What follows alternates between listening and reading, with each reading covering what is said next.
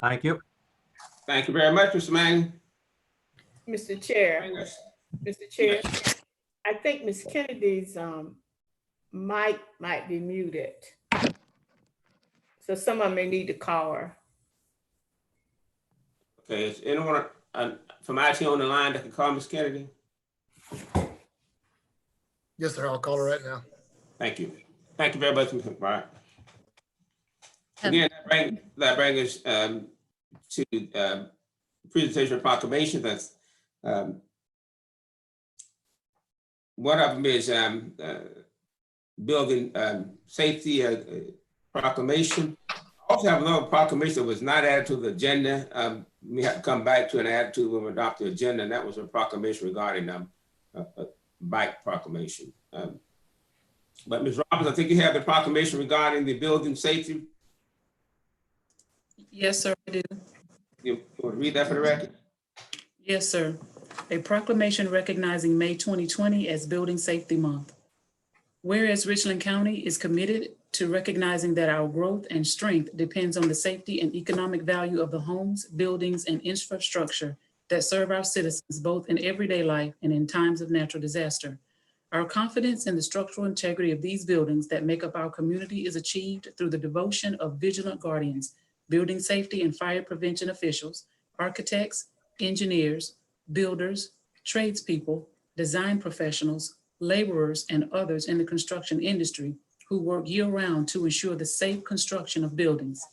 These guardians are dedicated members of the International Code Council, a US-based organization that brings together local, state, and federal officials that are experts in the built environment to create and implement the highest quality codes to protect us in the buildings where we live, learn, work, worship, and play.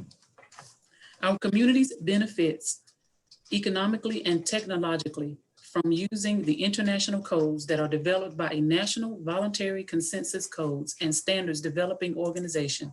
Our government is able to avoid the high cost and complexity of developing and maintaining these codes, which are the most widely adopted building safety and fire prevention codes in the nation.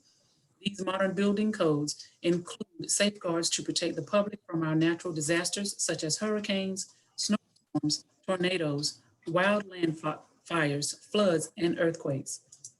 Building Safety Month is sponsored by the International Code Council to remind the public about the critical role of our community's largely unknown guardians of public safety, our local code officials who assure us safe, efficient, and livable buildings that are essential to keep America great.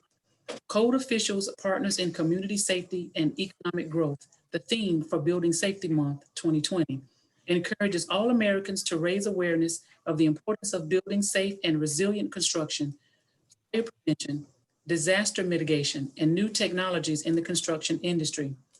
Building Safety Month 2020 encourages appropriate steps everyone can take to ensure places where we live, learn, work, worship, and play are safe, and recognizes that countless lives have been saved due to the implementation of safety codes by local and state agencies. Each year, in observance of Building Safety Month, Americans are asked to consider the commitment to improve building safety and economic investment at home and in the community, and to acknowledge the essential service provided to all of us by local and state building departments, fire prevention bureaus, and federal agencies in protecting lives and property. Now, therefore, be it proclaimed that Chairman Paul Livingston, District 4, and the Richland County Council do hereby proclaim the month of May 2020 as Building Safety Month. Accordingly, I encourage our citizens to join with their communities in participation in Building Safety Month activities, attested this 5th day of May 2020, signed by Chairman Paul Livingston. Thank you very much. Mr. Ratio, I'm aware that you requested to have a bike proclamation, which did not make it to the agenda. And when we get to item 6 on the adoption of the agenda, I'll entertain motion to add to the agenda. All right, Mr. Chair. That brings us to the approval of the minutes for our regular session of April 21st. Chair, entertain a motion. I move to approve. It's moved for approval. It's a second. Second. Been properly second. Any discussion, change, deletions, reference to minutes?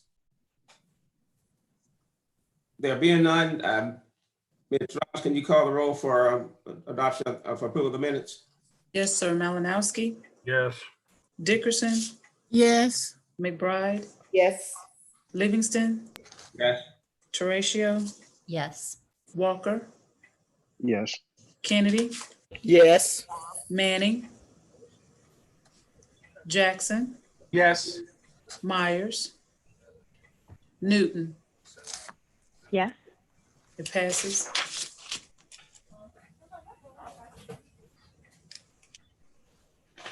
Thank you very much. That passes. And now bring us to the adoption of the agenda. move to adopt, Motion for adoption. Is there a second? second, Moving properly second. Any, council members, any changes, additions? Yes, Mr. Chair, as you mentioned, I would move to add the proclamation recognizing May 2020 as Bike Month in Richland County. Okay, and we'll, if that passes, we'll add that right after approval of the minutes. Just one question. When did that get sent to us? Mr. Malinowski, I circulated it to all of the council members some time ago. Okay, it was nothing recently then. Maybe a couple of weeks. Yeah, about a couple of weeks ago. okay. Okay, I didn't get that.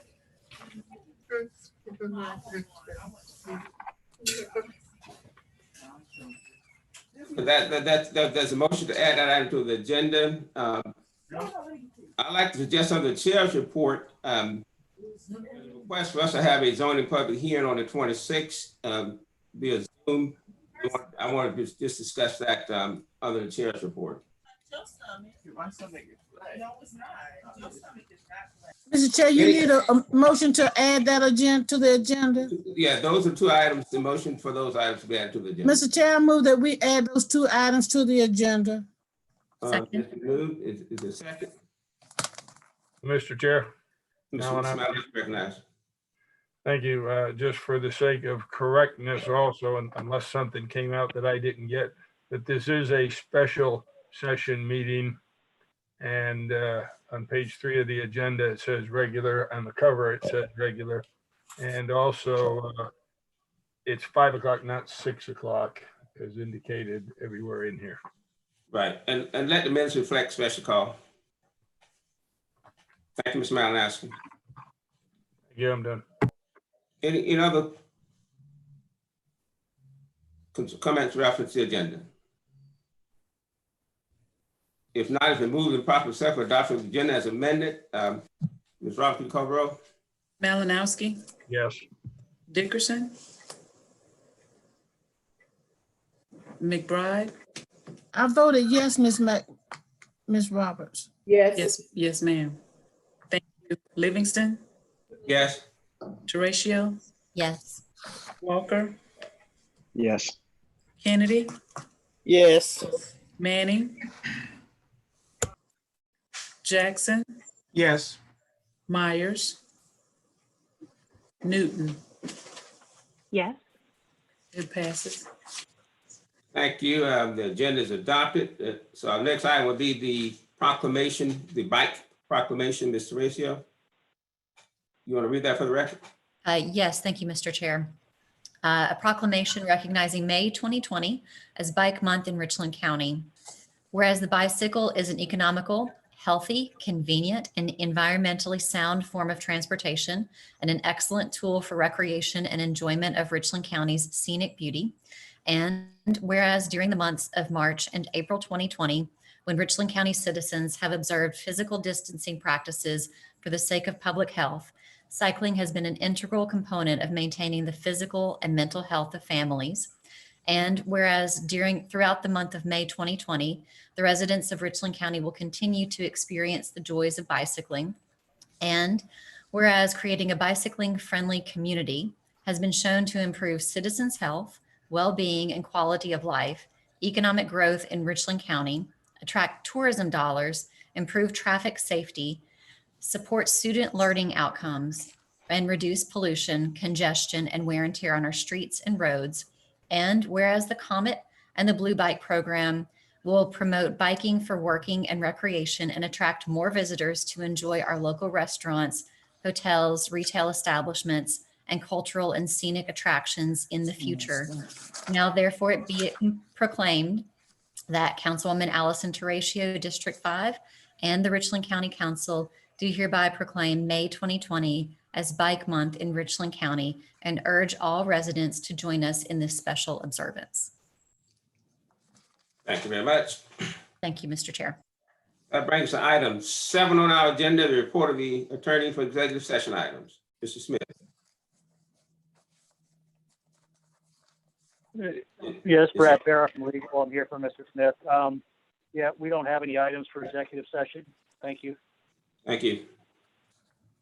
That brings us to item 8, citizen input. Ms. Roberts. Sir, Mr. Chair. 4 submissions for citizens input. I will start with the first from Ms. Jean S. Hopkins, and it reads, I am Jean S. Hopkins, RN, BSN, and Chairman of the Archives and History Committee for the Columbia Hospital School of Nursing Alumni Association. It is my honor to be here today. The Columbia Hospital and Nursing Home were built to provide health care for African Americans. COVID-19 has impacted our lives in such a way that the importance of nurses is displayed every hour of every day. Today, we are assembled here to commemorate this area where many of us received our training in nursing and healthcare.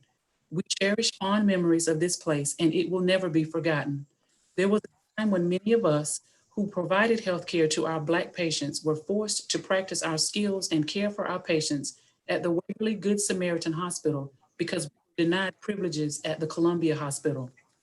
It is with a great sense of pride that we gather here today to place this historical marker. We shall never forget those who came before us and are no longer here.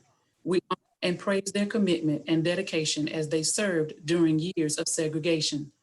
Many years have passed and conditions have improved, but we must never forget. The last 3 all pertain to the Fairfield wastewater agenda item, which falls at 21 under other items on the council's agenda. The first one reads, good evening, I am Andrew Thomas Robertson, a lifelong resident of Cedar Creek community. I am a 5th generation member of my family to live on property along the banks of Big Cedar Creek. I would like to thank you for your support of our efforts to prevent Fairfield County from discharging treated wastewater that will primarily be industrial into Cedar Creek. Our primary desire is for Fairfield County to seek other options for the discharge of their wastewater. This is significant to members of the Cedar Creek community because we are dependent on wells and the fact that majority of the discharge will travel through Richland County instead of Fairfield County. We would ask that you work closely with the Fairfield County sewer entity to help find an alternative option for the discharge of their treated wastewater. Perhaps some type of initiative or plan can be developed that would incentivize Fairfield County to utilize Richland County's existing water sewer infrastructure. For many of the families that live along Big Cedar Creek in Richland County, the creek has been an integral part of their lives for recreation and livestock. Please utilize your knowledge to ensure that Fairfield's new entity and Fairfield County's 208 plan meets the guidelines of sewer consolidation and the true essence of a 208 plan. The residents of Richland County that reside along Cedar Creek, and I thank you for your time, consideration, and considered support. He resides at 2345 Wildflower Road in Blythewood. Next, dear Richland County Council, our property is in both Richland, Fairfield counties. We are not against development, but wish to see it done well in Richland, Fairfield, and the town of Blythewood. Not penny wise, pound foolish. This is a beautiful area with lots of natural resources.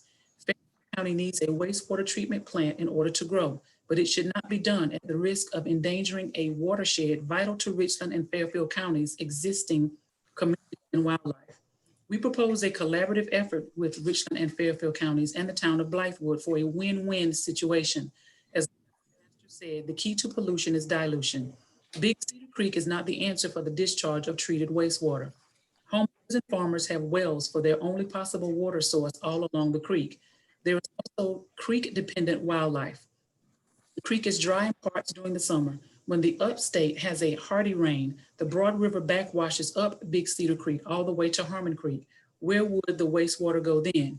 With some good communication and without great expense over the long haul, there are alternatives to explore that would be better for the environment and health of our communities as we expand. Please help us protect Cedar Creek and its communities. Thank you especially to Ms. Dickerson, John Thomas, and for your collective efforts. She resides at 440 Persimmon Fork Road in Blythewood. Lastly, honorable members of Richland County Council, we are grateful for your interest in and concern about Fairfield County's proposal to discharge treated affluent into Big Cedar Creek. We believe strongly that Richland County should oppose county's attempt to discharge into Big Cedar Creek. Big Cedar Creek has been an important part of my 80-year life. My wife and I own approximately 70 acres of land bordering the creek on both sides in some places. And my it was a source of recreation, entertainment, and occasionally food. As one intimately knowledgeable of the creek, I can attest that in midsummer, during periods of drought, the creek does not flow sometimes for 6 to 8 weeks. 2 million to 4 million gallons of treated wastewater cannot be good for the environment in these conditions. Big Cedar Creek is unsuited for this purpose. I am reminded that several years ago, Richland County enacted a clean water ordinance, which prohibited any building within 80 feet of the creek. If memory serves me correctly, the ordinance was needed in part to comply with federal requirements to protect surface water quality. Would this discharge not negate the remedy this ordinance sought to achieve? Our children and grandchildren are fond of using the creek for recreation, wading, and fishing. Its beauty and tranquility are a source of comfort for us. It would be a grave tragedy if Fairfield County were allowed to ruin this resource for us and for our future generations. He resides at 1853 Cedar Creek Road in Blythewood. Ms. Roberts, we're still going by the 2-minute rule, but go ahead. That completes the citizens' input, Mr. Livingston. Thank you very much. There's no citizen input for 9A. No, sir. Thank you. That brings the item 10 on our agenda. County Administrator, Mr. Brown. Yes, sir. Mr. Chair, members of council, I'll be brief. Our coronavirus efforts continue. We have a cleaning process whereby which when we are reported that there are potential suspected direct or indirect exposure of COVID-19 in our workspaces or in our facilities, we immediately contact our operational services department, who has a provider on hand that they reach out to provide sanitation of those workplaces and those facilities. We also then quarantine any individuals that were expected to be directly exposed, and individuals who are indirectly exposed, we ask them also to quarantine as a part of our routine processes.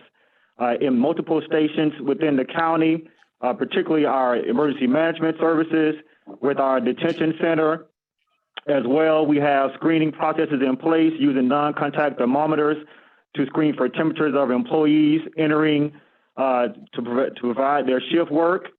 As a part of our routine processes with our detention center, we also routinely screen any folks entering that facility, whether they be detainees, employees, or visitors, such as attorneys or other law enforcement professionals. Additionally, we expect to have a COVID-19 related committee meeting on next week.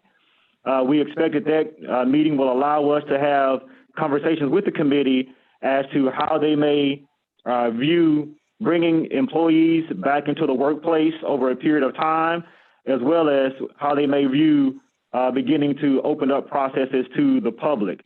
None of those decisions have been made at this time, but that is a part of that process.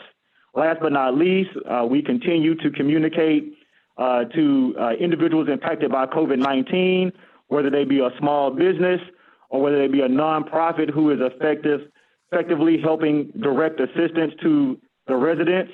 Richland County has a relief program that is in effect, and we encourage both nonprofit organizations and small businesses to take advantage of that process by going to Richland County's website at richlandcountysc.gov, clicking on the box that says learn more about the relief programs and going through that process of applying for those relief funds.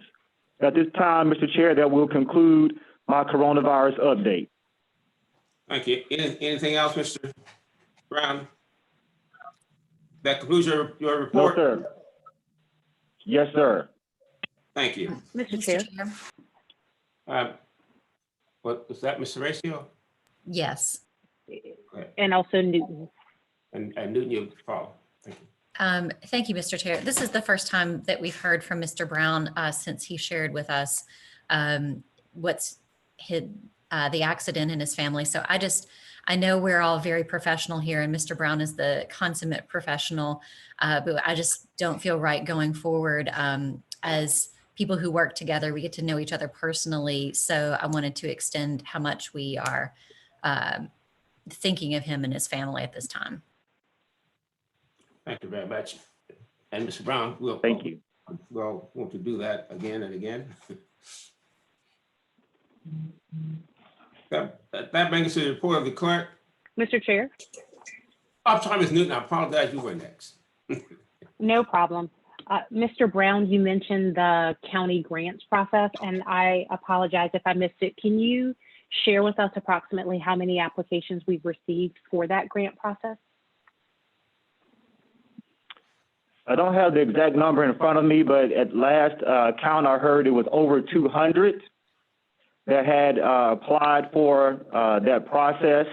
And our actual review first started on May 4th. So those applicants that submitted those grants, we are going through a review process. That first review period started on May 4th. I believe that number is, I know it's over 200. I just don't have the exact number in front of me. Thank you. Yes, ma'am. Thank you.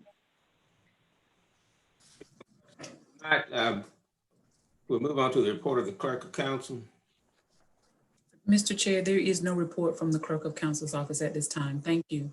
Thank you. You may recall that next is the report of the chair. We did add on the report of the chair, the zoning public hearing. I just want to remind you that it is the intent to move forward with the zoning public hearing on the 26th, which is regular scheduled time for that particular meeting. So just want to make note of that to catch up on some of the things with zoning public hearing. Mr. Chair. Yes. This is Shakise Newton.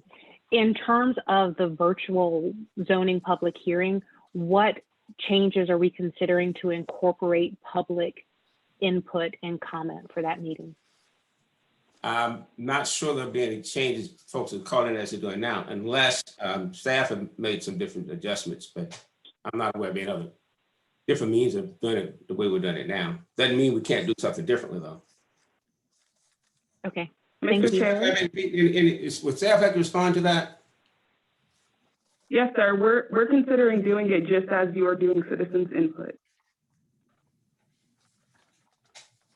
But I think, Ms. Newton, to your point, if there's some other suggestions of things we could think of that might enhance that, let's make sure we share that. Good. Thank you. Thank you. That completes the report of the chair. That now brings us to the open and closed public hearings. The first one is item 13A, an ordinance amending the Richland County Code of Ordinance, Chapter 23, Taxation, Article 6, Local Hospitality Tax, Section 23-67, payment of local hospitality tax by addition of language to subsection B thereof, such as to extend the deadline for remitting outstanding hospitality taxes until June 20th. That is a public hearing. It is now open. Anyone sign up to speak to this public hearing, Ms. Roberts? No, sir, Mr. Chair. There be none, then the chair would entertain a motion regarding item 13. Move for approval. All right, that's just public hearing. We'll get to that item later. Let's move to item 14. That public hearing is not closed. Item 14, approval of consent items. That is items A through F. The first one is the first item is. Mr. Chairman, this is Jim Manning. I move to approve all consent items. There's a motion for approval for consent items A through F. Second. It's been properly second. Mr. Chair, Bill Malinowski, I'd like to remove number C briefly. Removing item C. Any further? If not, the motion would include items A through F with the exception of C. It's been moved and properly second. Ms. Roberts, will you call roll? Yes, sir. Malinowski, Yes. Dickerson, yes, McBride, Livingston, Yes. Teratio, Yes. Walker, Yes. Kennedy, Yes. Manning, Yes. Jackson, Yes. Myers, Newton. Yes. It passes. Did you hear my vote? I'm sorry. No, ma'am, I didn't. I said yes. Yes, ma'am, I have it. Thank you. That motion carries. Mr. Chair, That this brings is us Bill to item Walker. C. I'm sorry, Mr. Walker, you recognize. I'm move for reconsideration of item 14A. Second. This motion for reconsideration item 14A. Second. If there are no questions, Mr. Mr. Chair, I have a Yes. question. Mhm. If we are moving for reconsideration, do we also need to reconsider item 14F? You may Or ask, first reading, so. you may ask to make it a motion. You want to add to the motion now? Ms. Newton, I'm willing to I don't- accept that as a friendly amendment if that's what you would like to do. I wasn't sure if reconsideration was No, after required, the given first that it was reading, first we don't reading, need so I that. wanted to ask. That's just the first reading item, I think. I don't think it'd help anyway. Well, you can anyway. Okay. That's the So first reading. I withdraw my comment. Thank you, Mr. Chair. Yeah, and staff, I am correct. That is the first reading item. All of them. I mean, Yes, sir. Yeah. well, A is the first reading also. Yes, A is the first reading item also. So we won't be able to speed up. you won't be able to do it. Mr. Chair, I withdraw my motion. Thank you. Sorry, just caught that from looking too. Okay, that brings us to item 14C. Yes, sir, I Mr. Chair. think we asked for Yes, that sir. one. Thank you, Mr. Chair. Just for the record, I want to make sure that it is in the record that in speaking with Assistant Administrator Dr. Thompson, I had some questions about the dates at the last meeting that the staff has reached out to SCDOT, and there will not be a problem with Richland County receiving the funding that's mentioned in our agenda for that project, that we are not considered late and will not have to incur the cost. And having said that and getting that on the record, I move to approve that one. Second. Motion to approve item 14C. Second. Proper second. Any further discussion? There being none, Ms. Roberts, can you call the roll for item 14C? Yes, sir. Malinowski, Yes. Dickerson, Yes, McBride, Yes. Livingston, Yes. Teratio, Yes. Walker, Yes. Kennedy, Manning, Jackson, Yes. Myers, Newton. Yes. It passes. Thank you. Now that brings us to item 15 on our agenda, third reading items. 15A, an ordinance amending the Richland County Code of Ordinance, Chapter 23, Taxation, Article 6, Local Hospitality Tax, Section 23-67, payment of hospitality tax by addition of language of Section B thereof, so as to extend the deadline for remitting outstanding hospitality tax until June 2020. Entertain motion. Move to approve, Mr. Chair. Motion for approval Second.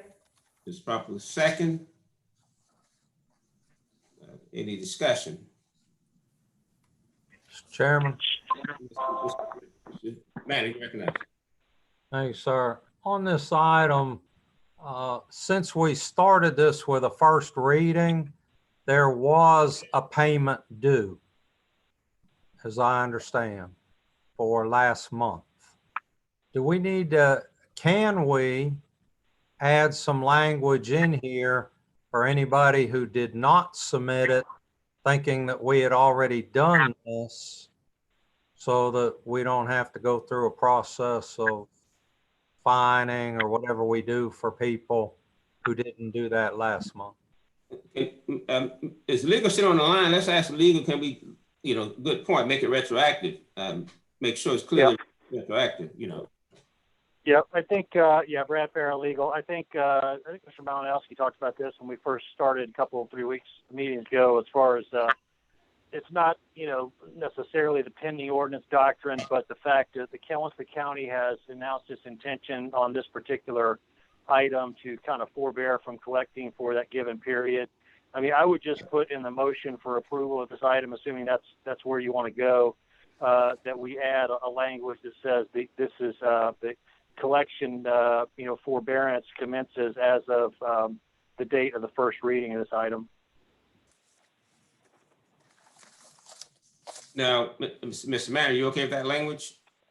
I think, who made the motion? I move to approve.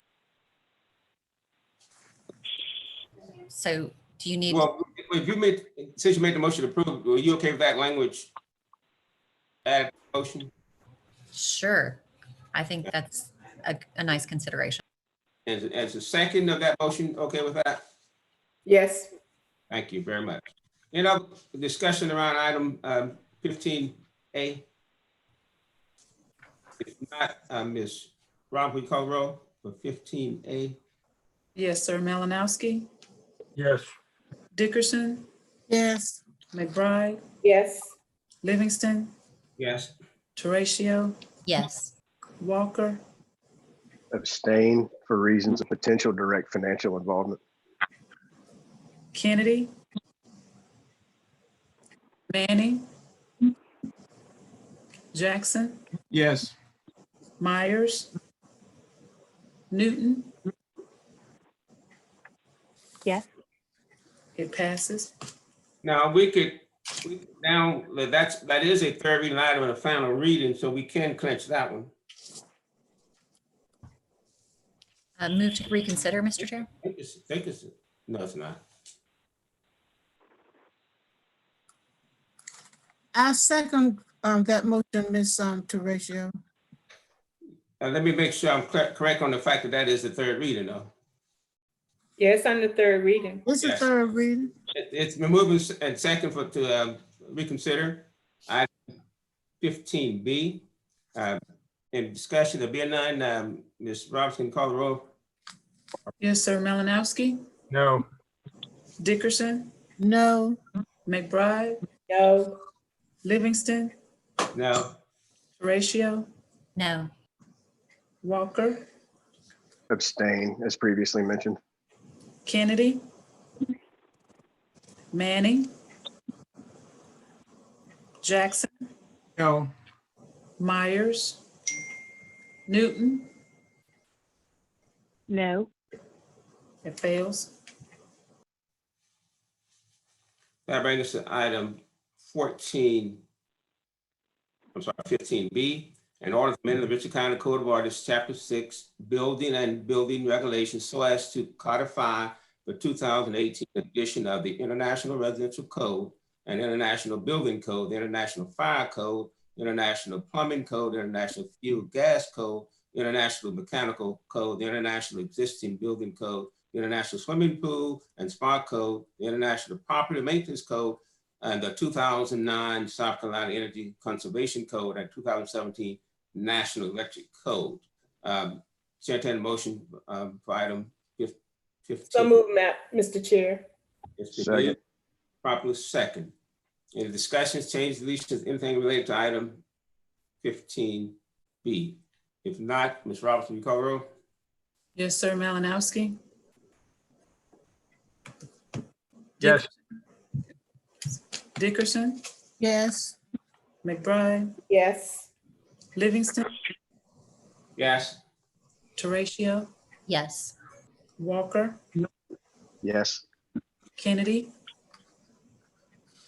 Manning, Jackson, Yes. Myers, Newton, Yes. passes. Thank you very much. That brings item 16 on our agenda, the first reading items. Mr. Chair, do we need to clench that one? We can.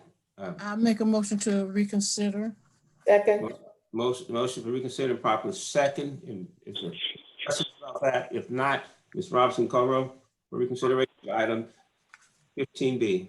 Yes, sir. Malinowski, No. Dickerson, No. McBride, no. Livingston, No. Teratio, No. Walker, No. Kennedy, Manning, Jackson, No. Myers, Newton. No. It fails.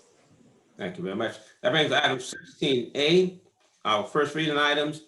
16A is an orders to amend the fiscal year 21 budget ordinance passed by Richland County Council, July 18, 2019, which was entitled an orders to raise revenue, make appropriations and adopt a biennial budget to fiscal year 2020 and 2021 for Richland County, South Carolina, for the fiscal year began July 1, 2020 and ending June 30, 2021, so as to raise revenue, make appropriations, and amend the general fund, millage agencies, special revenue funds, enterprise funds, and debt service funds. Funds budget for Richland County, South Carolina for fiscal year beginning July 1, 2020 and ending July 30, 2021 by title only. Entertain a motion. So move. So move. Is there a second? Second. Moved and properly second. Discussion. There being none, please, Mr. Roberts, call the roll. Malinowski, Yes. Dickerson, Yes. McBride, Yes. Livingston, Yes. Teratio, Yes. Walker, Yes. Kennedy, Manning, Yes. Jackson, Yes. Myers, Newton. Yes. It passes. Thank you. That brings to item 16B.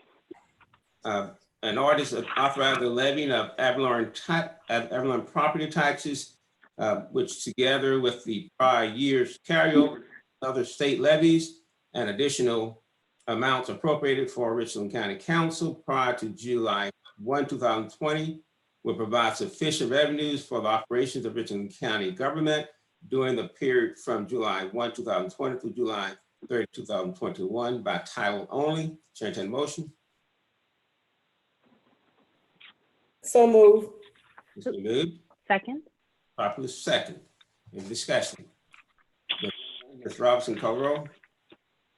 Yes, sir. Malinowski, Yes. Dickerson, Yes. McBride, Yes.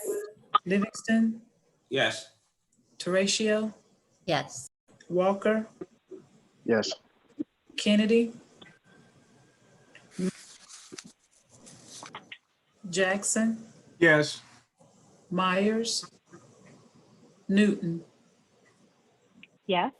It passes. Thank you. That brings us to item 17 on our agenda. That is report of the Development Services Committee. Mr. Ratio. Thank you, Mr. Chair. The first item that we have is item 17A, fiber joint trench during Southeast Sewer Project. The committee forwarded the item to council without a recommendation. Chair, entertain a motion regarding item. The committee, do staff need to speak to that before we move forward? Mr. Chair. Absolutely. John Thompson here, Mr. Chairman. Yes, you recognize. All right, thank you, sir. So this particular item, staff had a chance to conduct research. We started research on this topic back in January and February. However, within the last couple of weeks, we have actually changed in terms of the type of research we have collected for this council motion by Delia Myers, Councilwoman Myers. Most importantly, as COVID-19 has changed the way we've done business, has closed schools in South Carolina, and based on research from the State Superintendent of Education, Molly Spearman, we understand that 30 of the 85 schools in South Carolina are relying on pencil and paper learning because students have no access to the internet. Based on research from the Federal Communications Commission, there are approximately 10,322 citizens in Richland County who do not have access to broadband. And FCC has categorized that minimum broadband is speed of 25 megabits per second download and 3 megabits per second upload. And so we have students who don't have access to broadband. In a recent conversation with Gary West, who is Executive Director for Information Technology with Richland County School District 1, he advised that local cell phone providers in South Carolina offer free hotspots to families with students in Richland School District 1. However, families weren't able to take advantage of the hotspot because of poor cellular signal strength. And so as we discussed the 10,000 folks in Richland County, the majority of those citizens live in the southeast portion of the county. And so in addition to not having access to the internet to do the homework, we're talking about vulnerable seniors and other vulnerable folks who may not necessarily be a senior, but who need access to their healthcare provider. Because of the Centers for Disease Control and Prevention, who have advised vulnerable people to stay at home to lower their risk exposure to COVID-19, these folks aren't able to take advantage of telemedicine so that they can connect with their healthcare practitioners. To that end, we understand that we have the Southeast Sewer and Water Project that is currently being constructed, and that because of that project, there's an opportunity to realize both an operational and financial efficiencies of joint trenching. So in essence, in addition to burying the water and sewer lines, we have an opportunity to bury the conduits for the fiber optic cables. Now, the total project would be about $1.2 million to bury the conduits for the fiber optic cable. What staff has proposed here is to begin the project at a cost of $85,000 for labor, as well as purchasing the fiber optic conduit, so that the contractor rather could lay 2 miles of conduit, and then have a provider of broadband service to take over the project and to complete the remainder of the project. And by being able to do this is an opportunity to leverage the support for folks in that area to gain access to broadband and to be able to enjoy the same type of opportunities as folks do in other parts of the county. That concludes my comments, Mr. Livingston. Okay. Chair, I entertain a motion regarding item 17A. Mr. Chair, Yes. this is Delia Myers. I move to approve item 17A as recommended by the staff. Is And I that apologize for my tardiness. now? It's my understanding what I read. You said that's recommended by staff. Mr. Chair, point of order, a motion was made. There was no second. I believe it would die for lack of a second before you continue. Well, Mr. Chair, I'll second for conversation. I'll accept the second. I was asking a question about the clarification in terms of staff recommendation, because the motion was to support staff recommendation, but I thought staff originally support the recommendation of installation of the ducts. So what is staff? Is there a staff recommendation? Mr. Livingston, staff will proceed as directed by county council on this item. Okay. There's a recommended action on the agenda briefing. Right, that's my point. Yes, ma'am. Ms. McBride, Mr. Chair. Yes, sir. This is the administrator. So Yes, just to bring clarity to this matter, and I'll be brief, Mr. Chair. as Dr. Thompson communicated, based on the information that he provided, based on the information from District 2, District 1, as well as the information from the superintendent of the state of education, and based on a conversation that we had with a potential interested provider, at this point, the staff's recommendation is to lay the conduit just for the 2 mile portion, because we believe that there's a provider who is poised to pick up this project, who has communicated that they will be willing to reimburse the county if they pick up the project. And at worst case scenario, the county will be out a limited amount of funds here that is also available within our current budget for the sewer project. So we believe that it is appropriate at this time under this limited scope to recommend this approval. So that's why staff is recommending approval of this particular item. Thank you. Just want some clarification on that. Appreciate that very much. Mr. Chair? Is that Ms. Newton? Newton? Yes, it is. Yes, thank you. Mr. Brown, I just want to ask a question about what you just said. You said, in terms of your recommendation, I think you said under this limited scope, were you referring to the decreased financial exposure to Richland County, or was there some other scope change from this motion that you were referring to? I was referring to the decrease in financial exposure to the county. Yes, ma'am. Okay, thank you. Mr. Chair. Mr. Malinowski had his hand up, but then Malinowski, Madden, and then Teresa. Thank you, Mr. Chair. When did staff come up with this most recent recommendation? Because that certainly flies a direct contradiction of what I have on the agenda.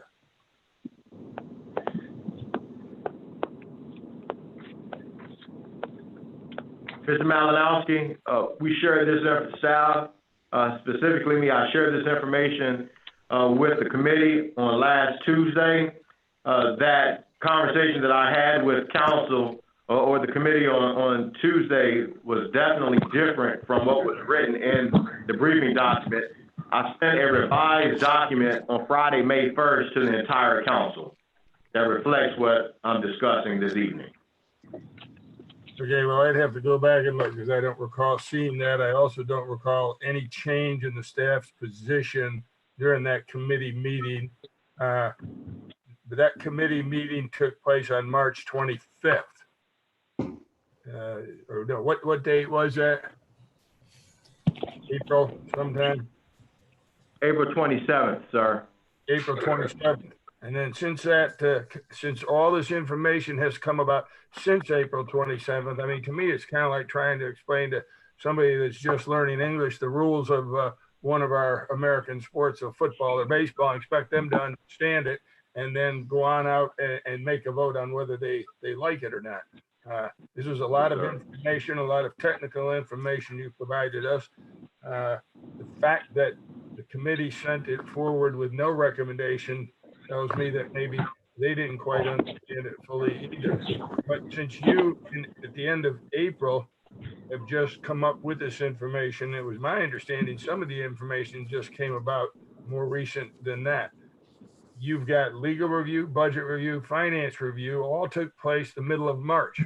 So has anybody gone back to get their input on a new review? Absolutely, Mr. Malinowski. You had a review from budget and finance on May 1st, and then on May 3rd, Sunday, I have a review from Larry Smith, County Attorney. Okay. These are the things that I think that we should have in our agenda. We have to vote on them. Very important items.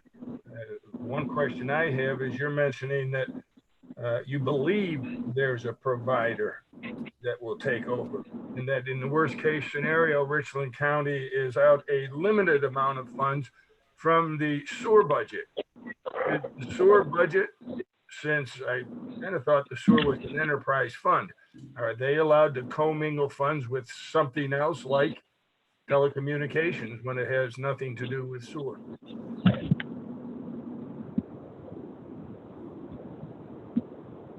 Let me get legal to advise us on that one.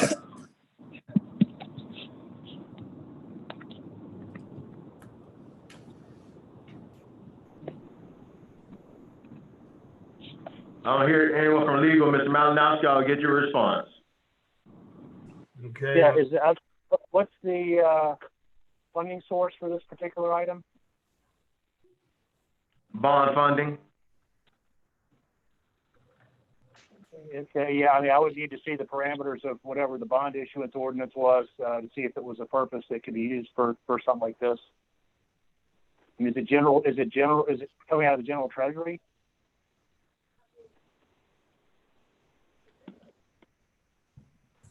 Let me get that information to you. Mrs. Farrar, let me get that information to you. I'll get it to you. That's fine. Mr. Chair, since Thank we you, sir. don't know if we can or cannot do something with the funds that are here, and we don't even have all the details on that long diatribe that Dr. Thompson just went through, I would move to defer this until the next council. Let me ask a quick question in terms of the time sensitive, how time sensitive this idea is. In other words, will deferral mean it can't happen? Deferral, yes, sir, Mr. Chair, this is the administrator. Deferral will mean that as the road is already open, if the road is closed up, then someone would have to go in and retrench their road, and that will increase financial hardship. So in essence, if the road is closed before we do this, then it reduces very significantly the likelihood that opportunity will continue to exist. So it is relatively speaking, it is time sensitive because the road has already been opened up and there's an opportune time for the conduit to be placed. That is why it becomes a time sensitive issue, Mr. Livingston and members of council. Mr. Chair, poor planning on someone's part does not create an emergency on ours. We have known about this sewer going in for quite some time. And at the 11th hour, we're just getting some potential possibilities to do something with the sewer area now that it's trenched and open. So I would still make my motion for deferral. Mr. Chair. There's a motion for deferral? Usually when we say to defer, we usually say until when? To the next council meeting. That's a long time. I would make a friendly, would it be possible to defer? Well, defer, they got to get a second on the deferral, and that's died just about for lack of. Thank you, Ms. Thank you. Okay. We had another now item she- that should have died, but Now she can go ahead on and make a substitute. I have not recognized anybody yet. I just was telling Mr. Malinowski's motion was not seconded. And I had, I think, managed into ratio after Malinowski.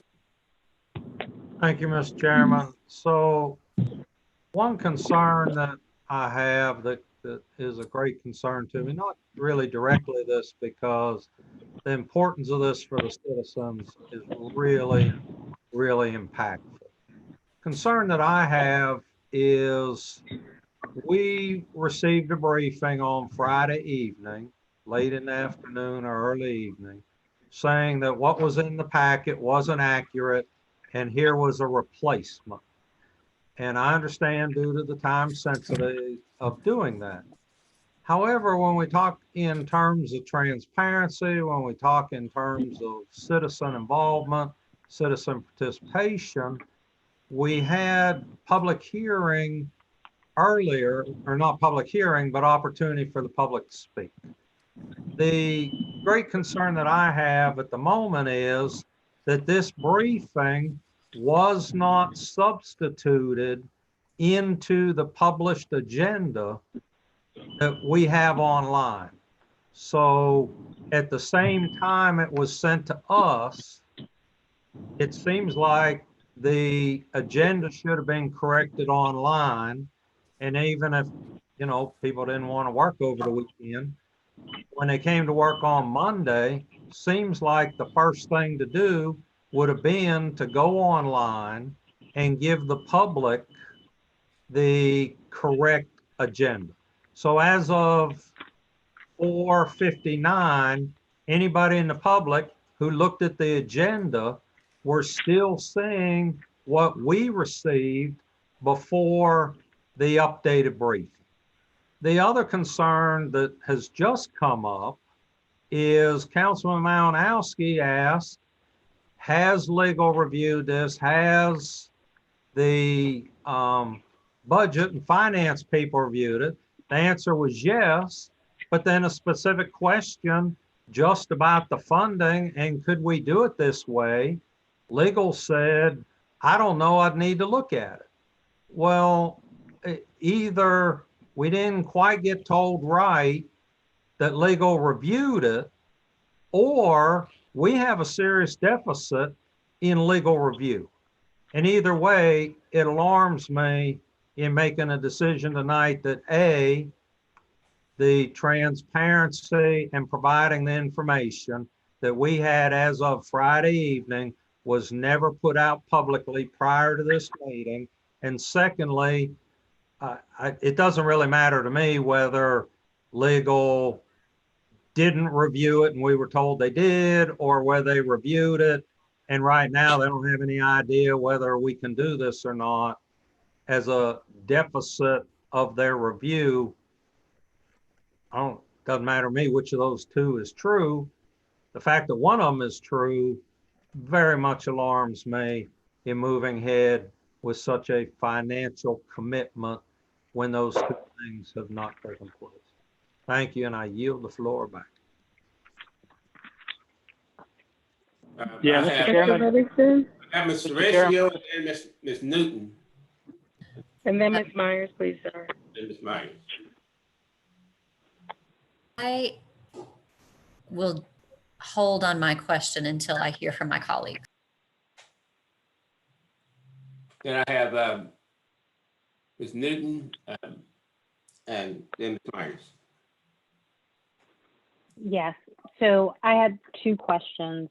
One question is there's certain questions that we've asked of our legal group, and I certainly understand that people want to have answers to those questions. And so I wondered if it might be helpful if we deferred this conversation to the end of the meeting so that we could get more answers to those questions. But I will wait to hear all of my colleagues speak on that. But my other question was if someone could characterize the commitment that we have from the provider, just so what the specific language of their commitment was around paying for this effort.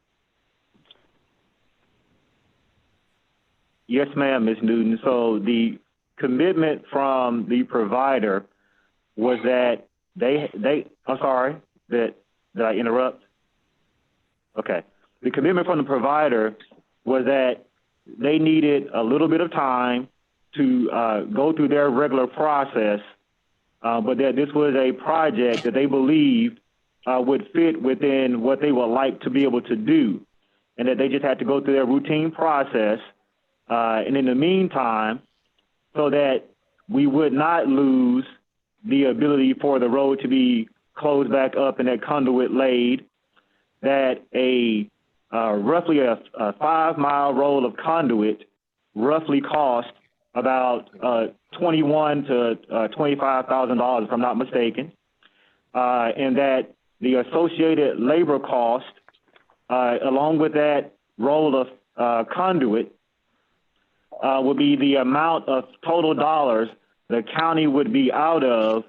So if the county decided to go ahead and lay that conduit and the provider picked up the rest of the work, then they would reimburse the county for the funds that were spent to lay the conduit.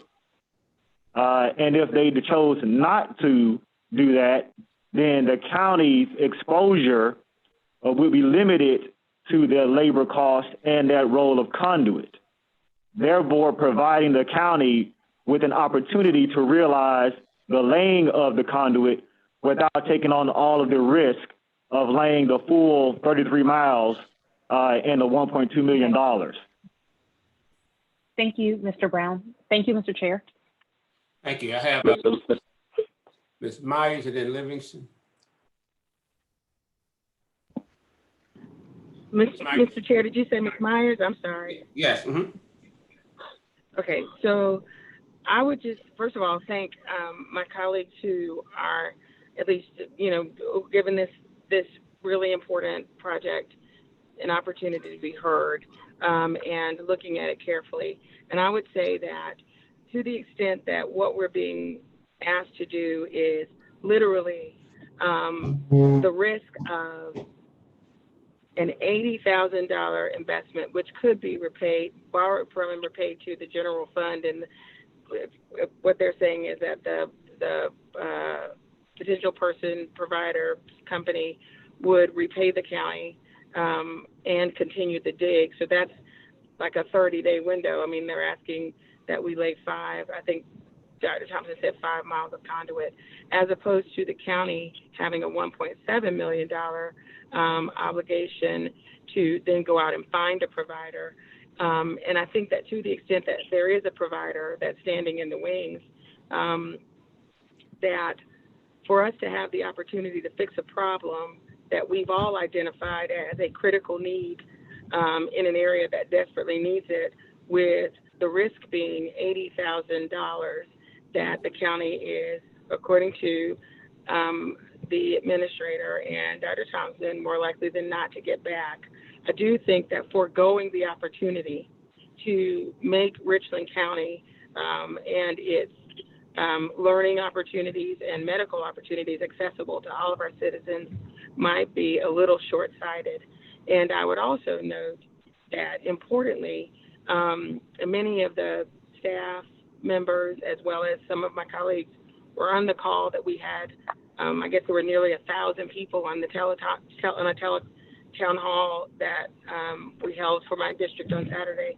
And one of the poll questions that was asked was, on a scale of 1 to 9, how important is fiber optic connectivity to you? And of the 1,000 people on the call, over 95% of them said it was a 9.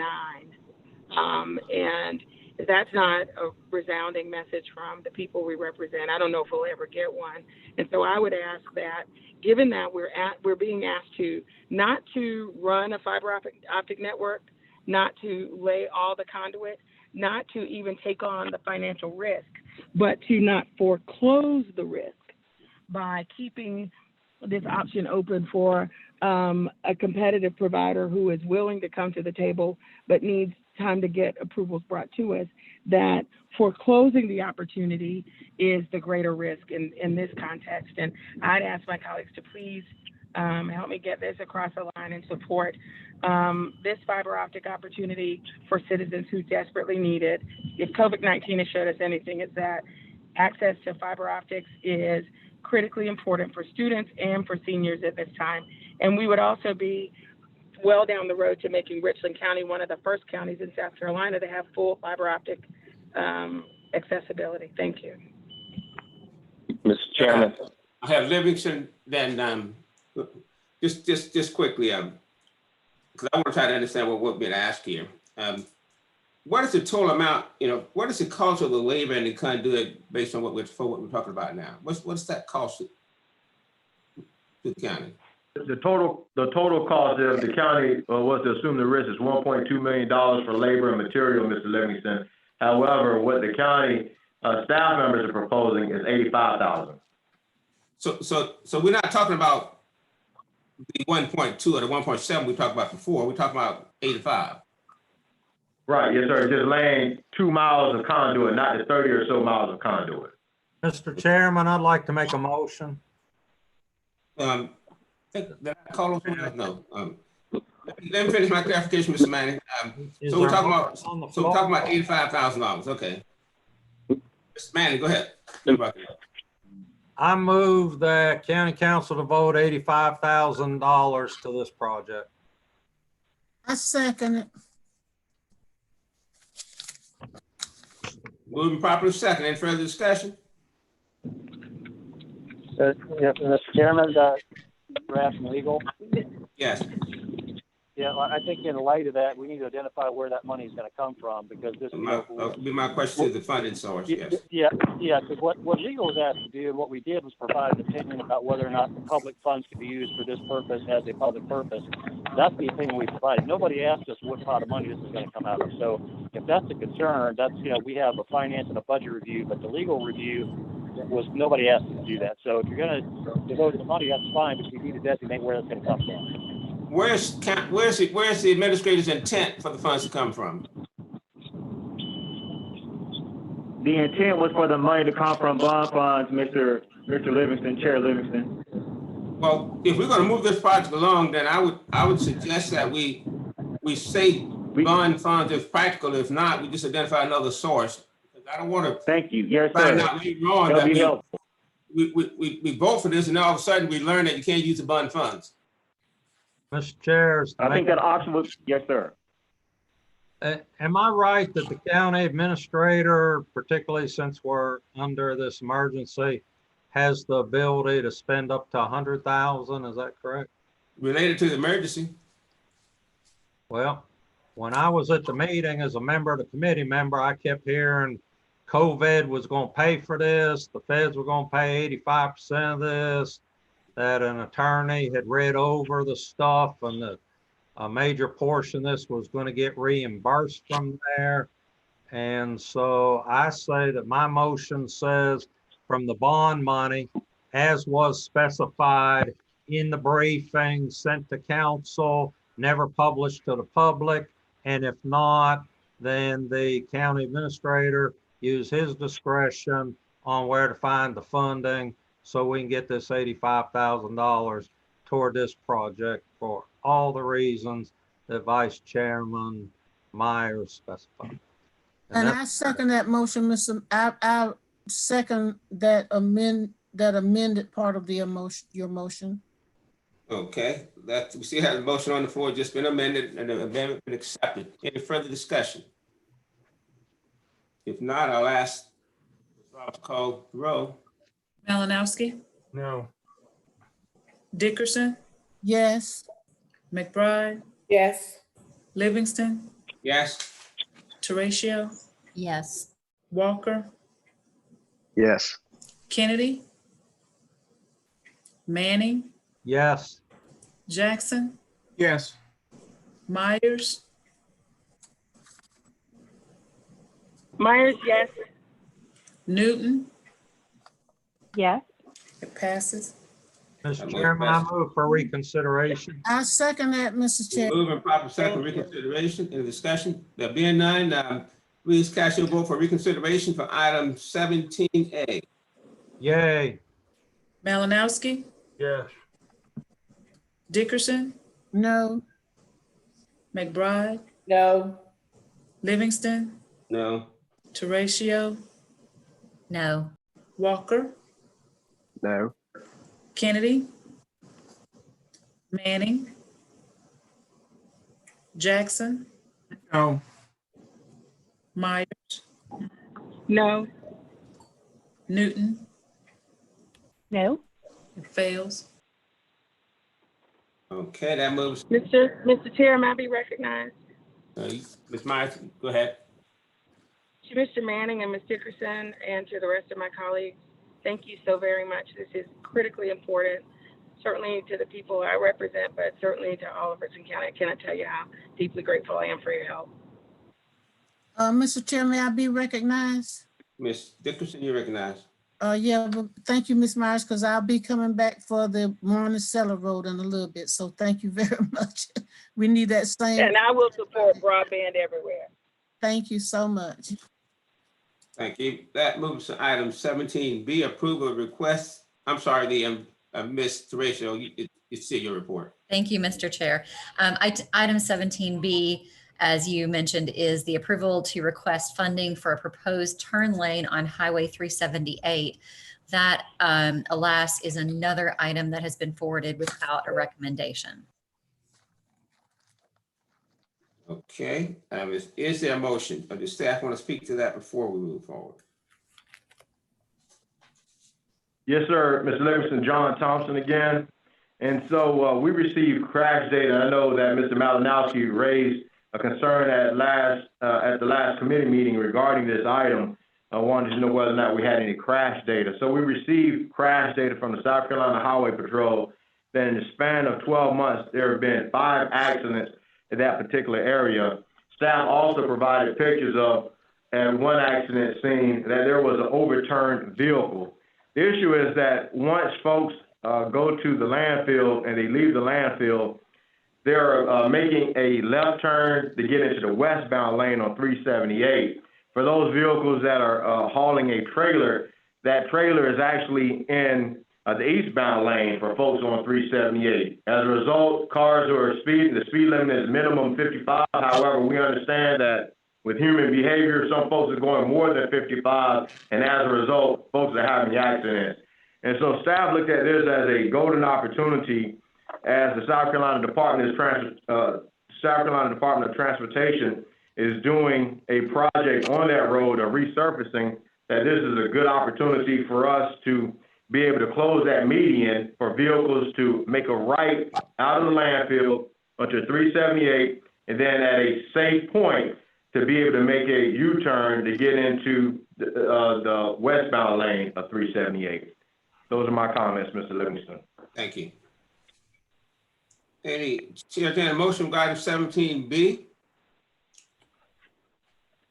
I would move to approve, Mr. Chair. Motion to approve, and as a staff recommendation? That you, I second it. is there a second? Second. Yes, sir. It's moving properly second. Any further discussion right? 17B. There being none, I'm asking Ms. Roberts, call the roll. Malinowski, No. Dickerson, Yes. McBride, Yes. Livingston, Yes. Teratio, Yes. Walker, Yes. Kennedy, Yes. Manning, Jackson, Yes. Myers, Yes. Newton, Yes. passes. Thank you very much. That brings to item 17C. Petition for abandonment and closure of Hambrick Avenue, tax map number R11204-02-06, and Seabrook Street, tax map number R11204-02-06, South Carolina. Chair, entertain a motion. Mr. Chair, that came to with no recommendation. Oh, I'm sorry. That was committee. Committee brought that forward recommendation. Chair, entertain a motion. I would to approve. Motion And I will second that. and properly second discussion for item 17C. Any discussion? There being none, then. Mr. Malinowski, do you have a question? Yes, sir. The map that we were given, I find Hamrick Avenue, but I don't see the Seabrook Avenue. Can someone tell me where it is? This was on page 133 of our. That's why we're closing it, Councilman. Nobody can find it. That's a good one. Well, I'm in favor of closing it. I just would have liked to have seen where the other intersecting road is that is not labeled on our map. But also on page 132 of our agenda under number 15, it says all portions of the subject roads located over, adjacent to, and within the subject property will be vested in the name of the petitioner. Well, adjacent to, I'd like somebody to explain it because it sounds like the petitioner gets an awful lot as long as it's touching these roads. How far adjacent do they get?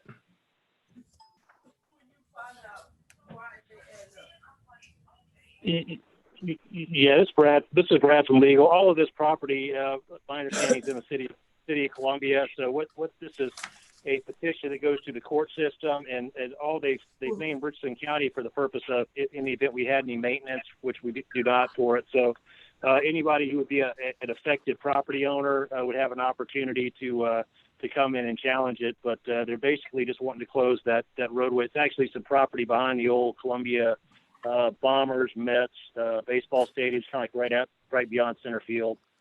It's not, there's nothing there. Okay, I'm fine, thank you. Got you, because I don't see why it's not adding up.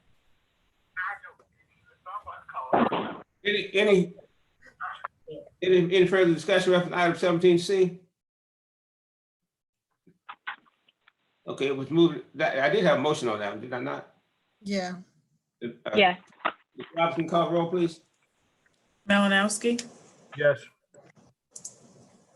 Dick, Yes. McBride, Yes. Livingston, Yes. Teratio, Yes. Walker, Yes. Kennedy, Yes. Manning, Jackson, Yes. Myers, Yes. Newton. Yes. It passes. Thank you. That brings us to item 18 on our agenda. That's the report of Administration and Finance Committee. Ms. Dickerson.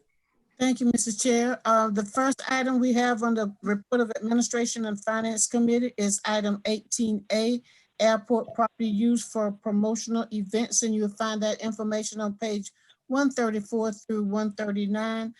This came to the council with approval for the use of landside airport property for the purpose of conducting a fundraising event for the 371st Infantry Regiment World War I Memorial Monument associated at Jim Hamilton's Airport. This came with approval, sir.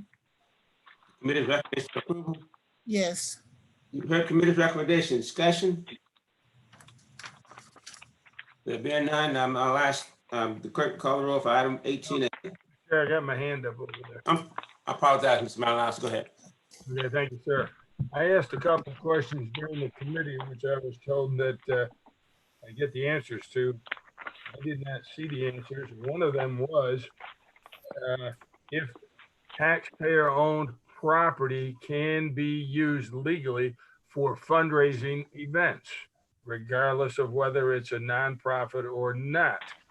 I don't recall getting that answer. And the other one was that should we maybe consider a deposit for any and all events? Because while there are stipulations saying that these people have to restore the site the way it was before, dispose all trash, and make sure it's neat and clean when they leave. If they don't do it, what's the recourse? We don't have anything to hold anybody to do it unless there's a deposit that's been placed. So those are the two questions that I was told I have answers to, and I don't recall getting.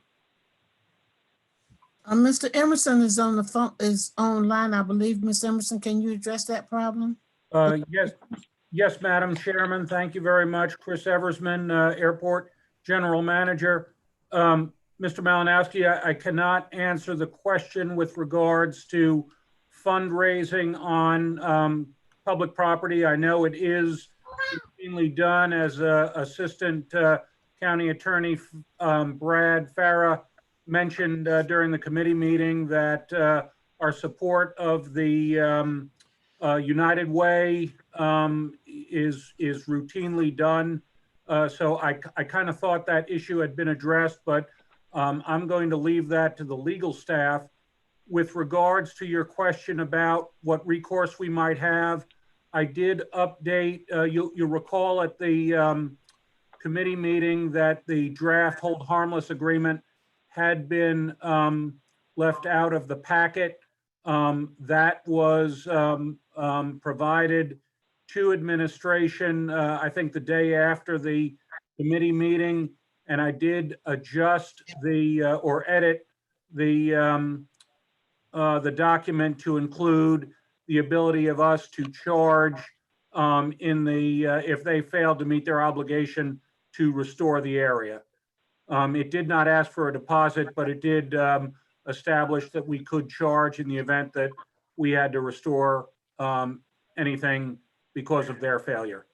I did see that change, Mr. Eversman. I just thought that it's always better to have your money up front rather than chase after it later. Thank you. Thank you, sir. Can legal give us an opinion now, if they're there?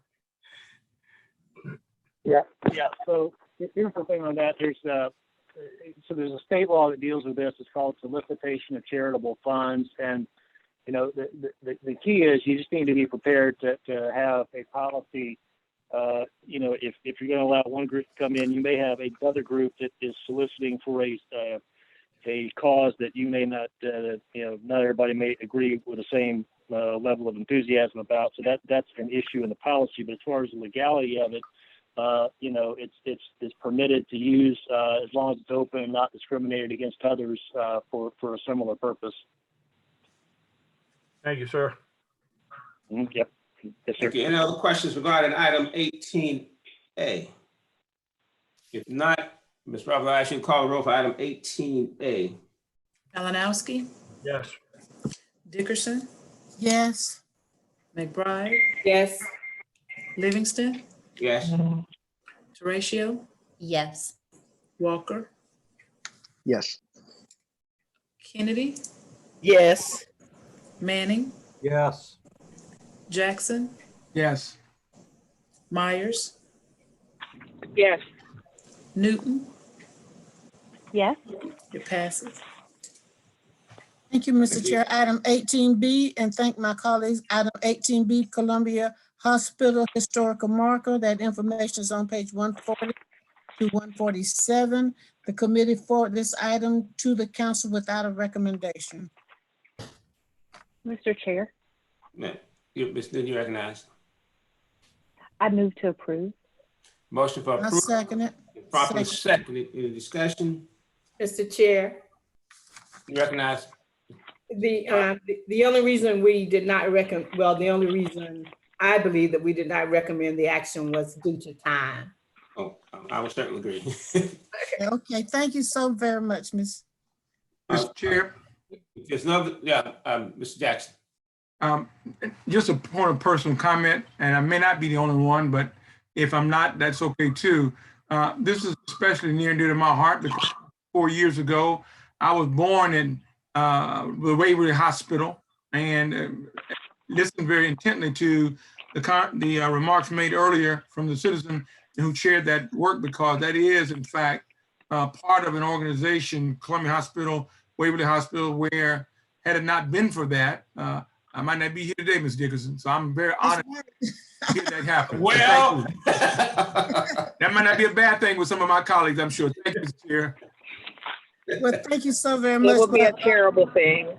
It would Well, be. you heard that it was Mr. Livingston can carry, but it was properly moved in second for approval. This discussion, Ms. Robinson, call the roll for item 18B. 18B. Malinowski, Was this in the city or unincorporated, this location? This is city. City. Okay, I just wonder why, I mean, I support it. I just wonder why we have to approve it then, but I'll go yes. Well, it's in the county too. Dickerson, Yes. McBride, Yes. Livingston, Yes. Teratio, Yes. Walker, Yes. Kennedy, Yes. Manning, Yes. Jackson, Enthusiastic, yes. Myers, Also a very enthusiastic yes. Newton, Well, since we're all being enthusiastic in our yeses, please note mine as well. Yes, Is ma'am. that enthusiastic? You'll be left out. It passes. Thank you Thank very you. much. Thank Ms. you. Dickerson? Brings us to 18C, Hopkins Magistrate Facility Expansion. That information is on page 148 through 175. I got a page out of order. So I believe this came to the council with a recommendation for approval.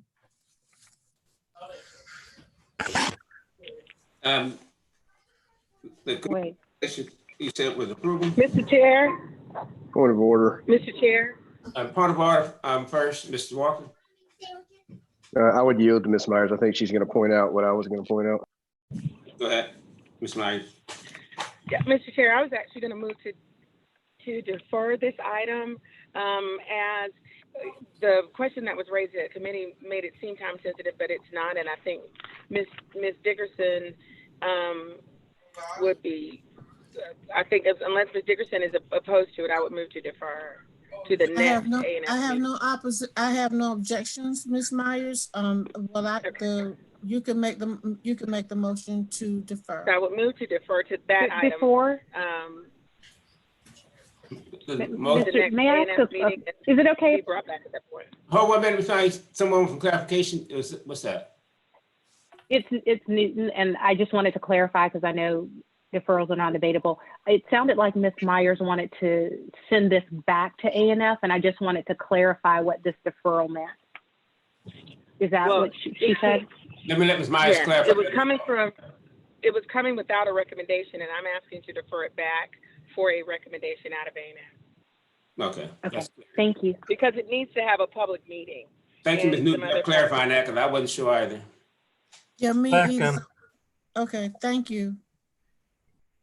So the motion is to defer back to committee.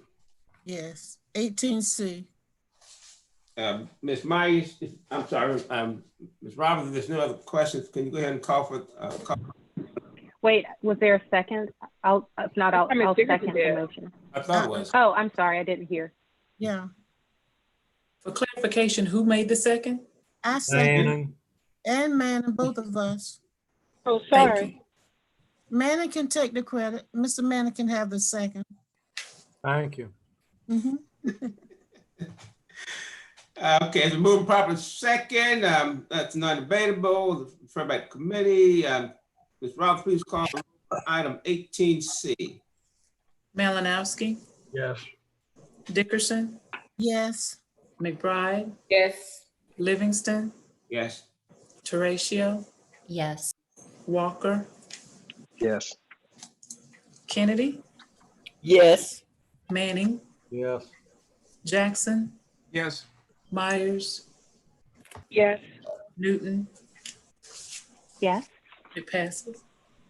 Thank you. That brings us to item 18D, acquisition and disposal of county real property. The draft policy, you'll find that on page 276 through 298.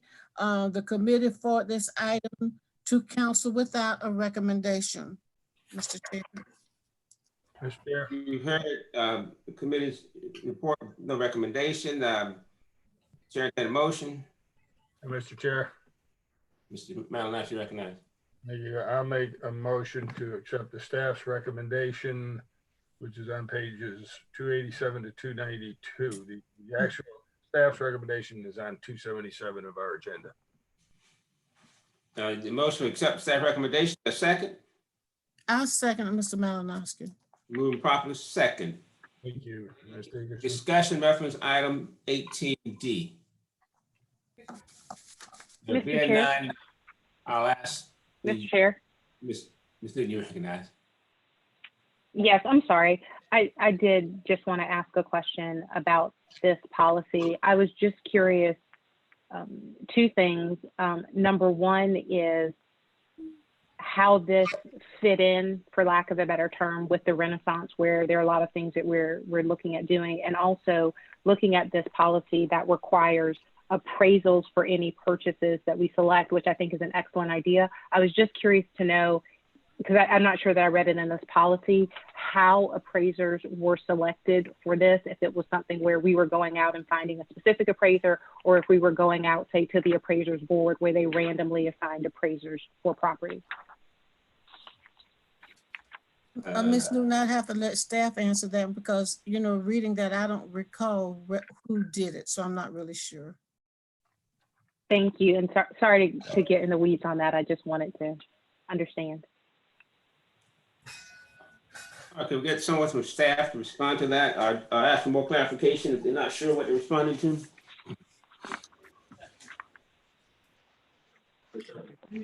Okay, so I will try, Chairman Livingston. This is certainly before my time. However, it's my understanding through the routine procurement process, you would have an appraiser that would that the county would get through this process in order to do appraisals. Okay. Okay. So that's just my understanding, Ms. Newton, of the regular process of how that works. In terms of the history of this particular policy, that's going to be a little bit beyond me. Okay. Any further discussion, reference item? Just a brief question about the policy is going to come back before us. This is a draft policy. So will the policy come back before us? I was under the impression. Go ahead. Yeah, my understanding is that this is a policy that unless there are changes that the council is suggesting that it's made, that this policy has been before the body before, and now it's coming back again. But this is the policy. Is there anything, I can't recall, in the policy regarding how the administration will report back to the council? Yes, ma'am. My understanding that it is let me see if I can. I don't know if I can find that for you right now, but yes, ma'am. That is my understanding. That is included in the policy. Yeah, that they would have to. Yeah, I just couldn't remember. Sure, go ahead. I think they would have to Mr. bring. Chair. Mr. Jackson. This is Ms. Newton. I just. I saw Ms. Jackson hand up before. Thank you, Mr. Chair. I want to sort of chime in on what Ms. McBride said when I had my hand up and she asked a question, great question. I was wondering the same thing. Here's why I'm concerned about it. I want to make sure, because there's money involved and there will be selection of real estate brokers and others who will be buying and selling on behalf of the county. I want to make sure that we are aware of who those folks are. I see later on in our motion period, there's a motion for an issue involving that. And so not directly, but related to that. And I'd like to just make sure that we are including as many folk in Richland County who represent Richland County as possible in opportunities where there is a broker involved, because we can get comfortable with, as we do quite often in human nature, with one or two particular brokers that we use all the time and we're comfortable with them, one or two auditors we use all the time and we continue to use them, one or two CPAs, whatever, and we change them. And so as a result of that, we get locked in. And so many people get excluded from ever getting the opportunity to be part of this process. And I just want to put that out there so that if we do that, to see it again, that we make sure that there's a reporting process in there that lets us know who's winning, who's getting contracts, and the opportunity for others to participate in earning income by being partners with Richland County. Thank you, Mr. Chair. Good point, Mr. Jackson. I have Ms. Newton. Well, in light of Mr. Jackson's comment, I'm not sure if the first thing I was going to say answers that question, but looking at my agenda on page 283, there is reference of an annual report, which may or may not be the same timeline, but it also, I'm looking here. I'll let the administration speak to that further in terms of if that's answering your questions, because I'm not sure that it identifies those vendors. But I guess my separate question in terms of the vendors that we're using, certainly I care about fairness, and also just considering the county buys, or the county has the opportunity to buy properties that could potentially be pricey. And so the reason that I asked about the appraisal process is sometimes there are appraisal processes that are blind, so to speak, where you don't know the person who's going to be appraising the property, as opposed to where you have the same person or have a relationship with somebody who's appraising property. I guess I just want to eliminate or any opportunities for influence, and just I would like for there to be a layer, not that anyone would do that, I just like for there to be a layer removed to ensure that we're getting the best possible estimates for properties that we're looking at buying and selling, et cetera. You know, discussion, I have Mr. Jackson, you finished, and then anyone else to speak? Well, to continue my question. Ms. McBride, you recognize. I'm sorry. Also in the draft policy, I'm not sure. I would like to see what I would like for the report to indicate whether there was a profit or loss from the sale of the property.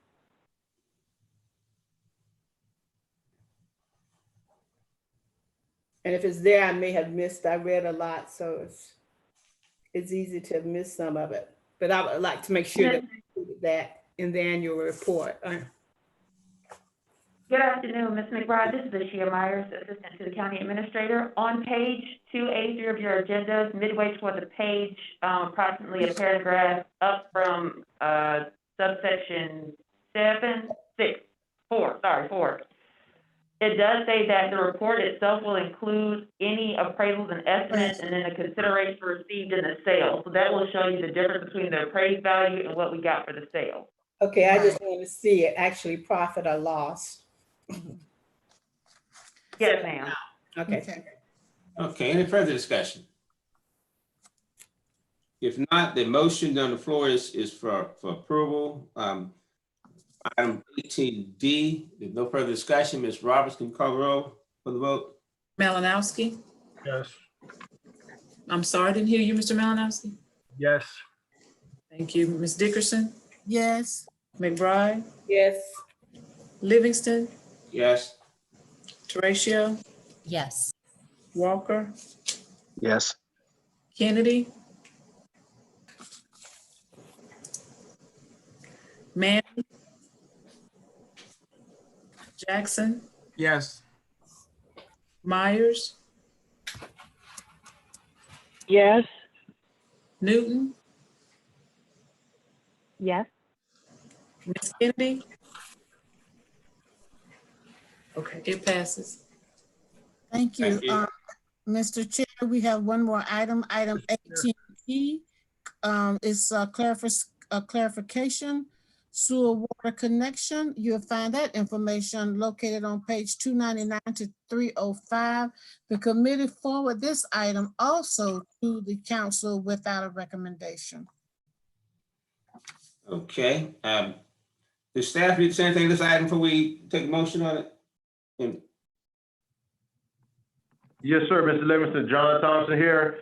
Yes. For this particular item, the staff is bringing this item before you all because it's merely a policy matter. And so just to give you some context, there are approximately 185 residents in Richland County in which Richland County provides services on the landowner's property. And so these landowners have what we call a pressurized sewer system on their properties. And if these customers were our customers before the year 2000, the county goes onto those properties to maintain those systems and to make any repairs.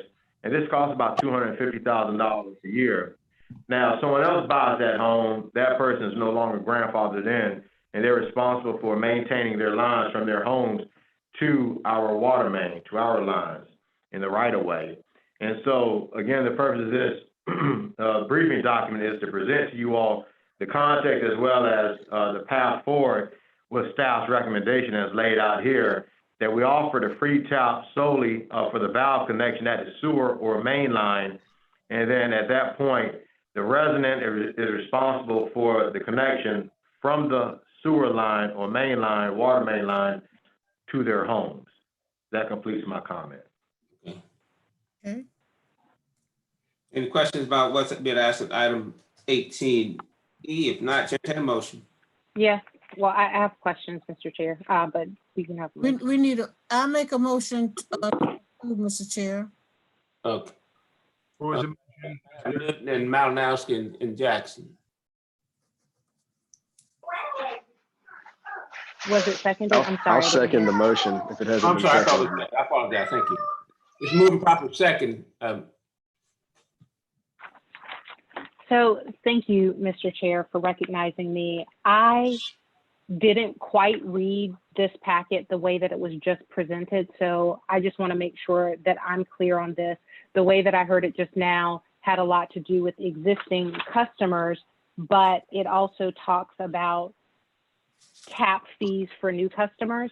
And so what was presented to us, was presented to me by staff and presented at meetings, was that in the Lower Richland Sewer project that we were covering for people who sign on now the connection fee and the line. And so I want to understand if this is separate from that or apart from that, because that was a representation that was made on the part of staff and on the part of our engineer at several public meetings. And so I'm confused now. Ms. Newton, ask that clarify your point about the line. Okay. Which line are you referring to? So this says on page 300, item 1, it says an offer of a free tap is solely for the valve connection at the water, sewer, or water main. Residents that sign up for free tap, sewer, and water shall be responsible to run the service lines from their home's facility to the connection point. The connection point, blah, blah, blah. My question is, does this item that you are recommending that we accept, does that include the Lower Richland sewer customers who were told that we were going to cover the connection from the tap to their homes, or is this exclusively in the case that you referenced before for someone who maybe purchases a home where we have water and sewer? I want to know who this applies to. This applies to all customers, and so we'll build the county will build the infrastructure, the sewer line and the water line, but it does not go to the person's home. Did I answer your question? What it does, but then I guess where I'm confused is that what we were told is that I think it was, and I'd have to look back at my notes, within a mile, there was a certain limit. It wasn't, we'll build a line to your house, 10 miles away and over the river and through the woods, but that the clear representation was that we were covering that connection. And so this looks like a change. And so I just want to understand, I see what you're saying, that what Ms. you're Newton. proposing, and so why? Yeah. I see what you're saying, Ms. Newton, and so that is a different situation. And so what we're talking about in the rural areas where we understand where people's homes are not on the road, yeah, that's a different situation. We're talking about here where we go into a subdivision, we're building the water main line as well as the sewer line, and so we build it adjacent to their homes on the roadway in our right of way. And so from that point, they'll connect to their homes from the main line. Okay. Well, I guess understanding that, and I'll defer and let my colleagues ask their questions. I would just want to understand if there's additional language that needs to go in here to clarify the point that you just made, because you have said that it's different, but I don't know that it reads that it's different on paper. Thank you, Mr. Chair. Thank you. Mr. Jackson. Yes, thank you, Mr. Chair. Mine's more of a comment than a question, and that is, I want to make sure that I'm clear, Dr. Thompson, that the costs that are possibly going to be incurred from someone running from their house to the line that the county has provided is a cost that it takes into consideration those existing communities for which homeowners are in a position that it may not be feasible. And so we talked, or at least I thought we did some time ago, about the possibility of finding ways to assist and help them as they try to mitigate a tremendous cost and not have to choose either between continuing on a septic tank versus not being able to afford the tap cost to come from their house to the county provided line. Can you respond to that, Dr. Thompson? Yes, sir. And so for that particular one, we'll need more information. For example, we've only addressed to the connection line, and so if we have, if we get requests about that, that is something we'll definitely bring to this body in terms of a policy matter and how you all will make an investment for those individuals. Okay. Thank you, sir. Thank you, Mr. Chair, may I? You recognize Dixon. Okay, since we do not have a lot of clarification and we did not have the opportunity to vet this particular item in the A&F committee due to time constraints, and so therefore I'd like to withdraw my motion to approve and make a substitute motion to defer this item till we get all this information and everybody's satisfied. Second. Are you deferring it back to the committee? I'm referring it back to the committee because we did not have a chance to vet this in the committee at the last meeting. Okay, that was moved and properly second. That's deferrable. Not debatable. Ms. Roberts, could you call the roll for item 18E? Malinowski, No. Dickerson,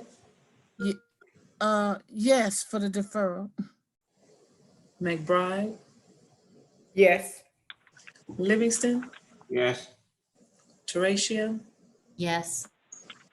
Walker, Yes. Kennedy, Yes. Manning, Jackson, Yes. Myers, Yes. Newton, Yes. passes. Thank you, Mr. Chair. That concludes the A&F committee's report. Oh, good gracious. Thank you very much. Mr. Chairman. Mr. Mann, you recognize. Thank you, sir. Back to item 17.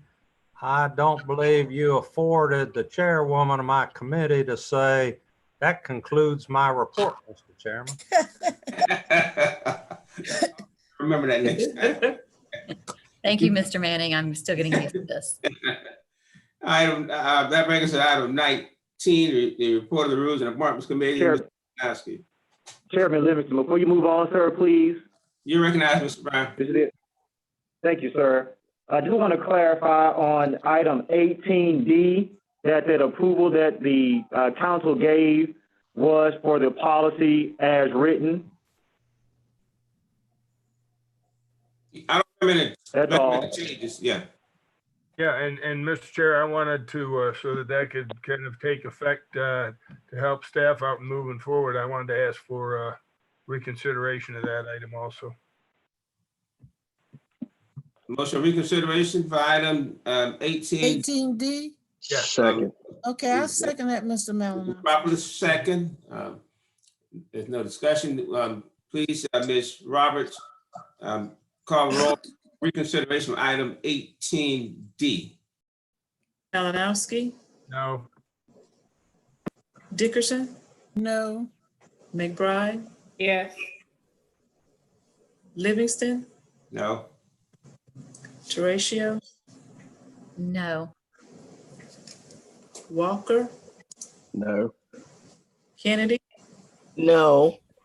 Manning, No. Jackson, Yes.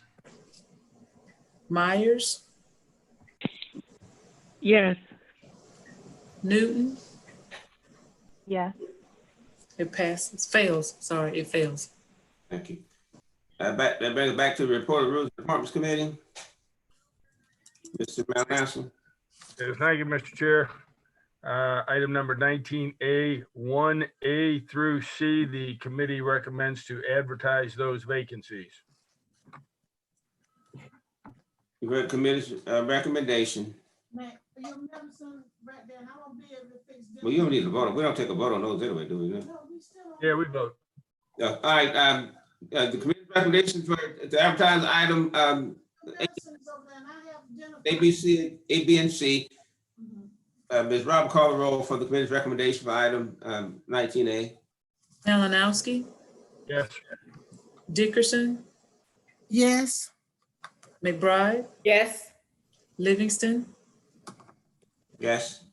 Teratio, Yes. Walker, Yes. Kennedy, Yes. Manning, Jackson, Yes. Myers, Yes. Newton. Yes. It passes. Motion passed. Mr. Malinowski. Thank you, Mr. Chair. Item 19B1, the motion from council members Newton, Livingston, and Dickerson was to, that the CMRTA comment board has 2 vacancies. I move that Richland County Council appoint 1 council member to the board and advertise the remaining vacancy. The committee recommends to approve that motion. Second. Yeah, the committee's recommendation, discussion. And being done, please cast your vote for item 19B. Malinowski, Yes. Dickerson, Yes. McBride, Yes. Livingston, Yes. Teratio, Yes. Walker, Yes. Kennedy, Yes. Manning, Jackson, Yes. Myers, Yes. Newton. It passes. That concludes my report, Mr. Chair. Thank you very much, Mr. Malinowski. That brings us to the report of the Transportation Ad Hoc Committee. Mr. Jackson. Thank you, Mr. Chair and committee members. First, let me say, Mr. Chair and colleagues, that it is, I think, an opportunity tonight for us to take a giant step forward as it relates to a clear process and a clear effort in moving the transportation agenda forward.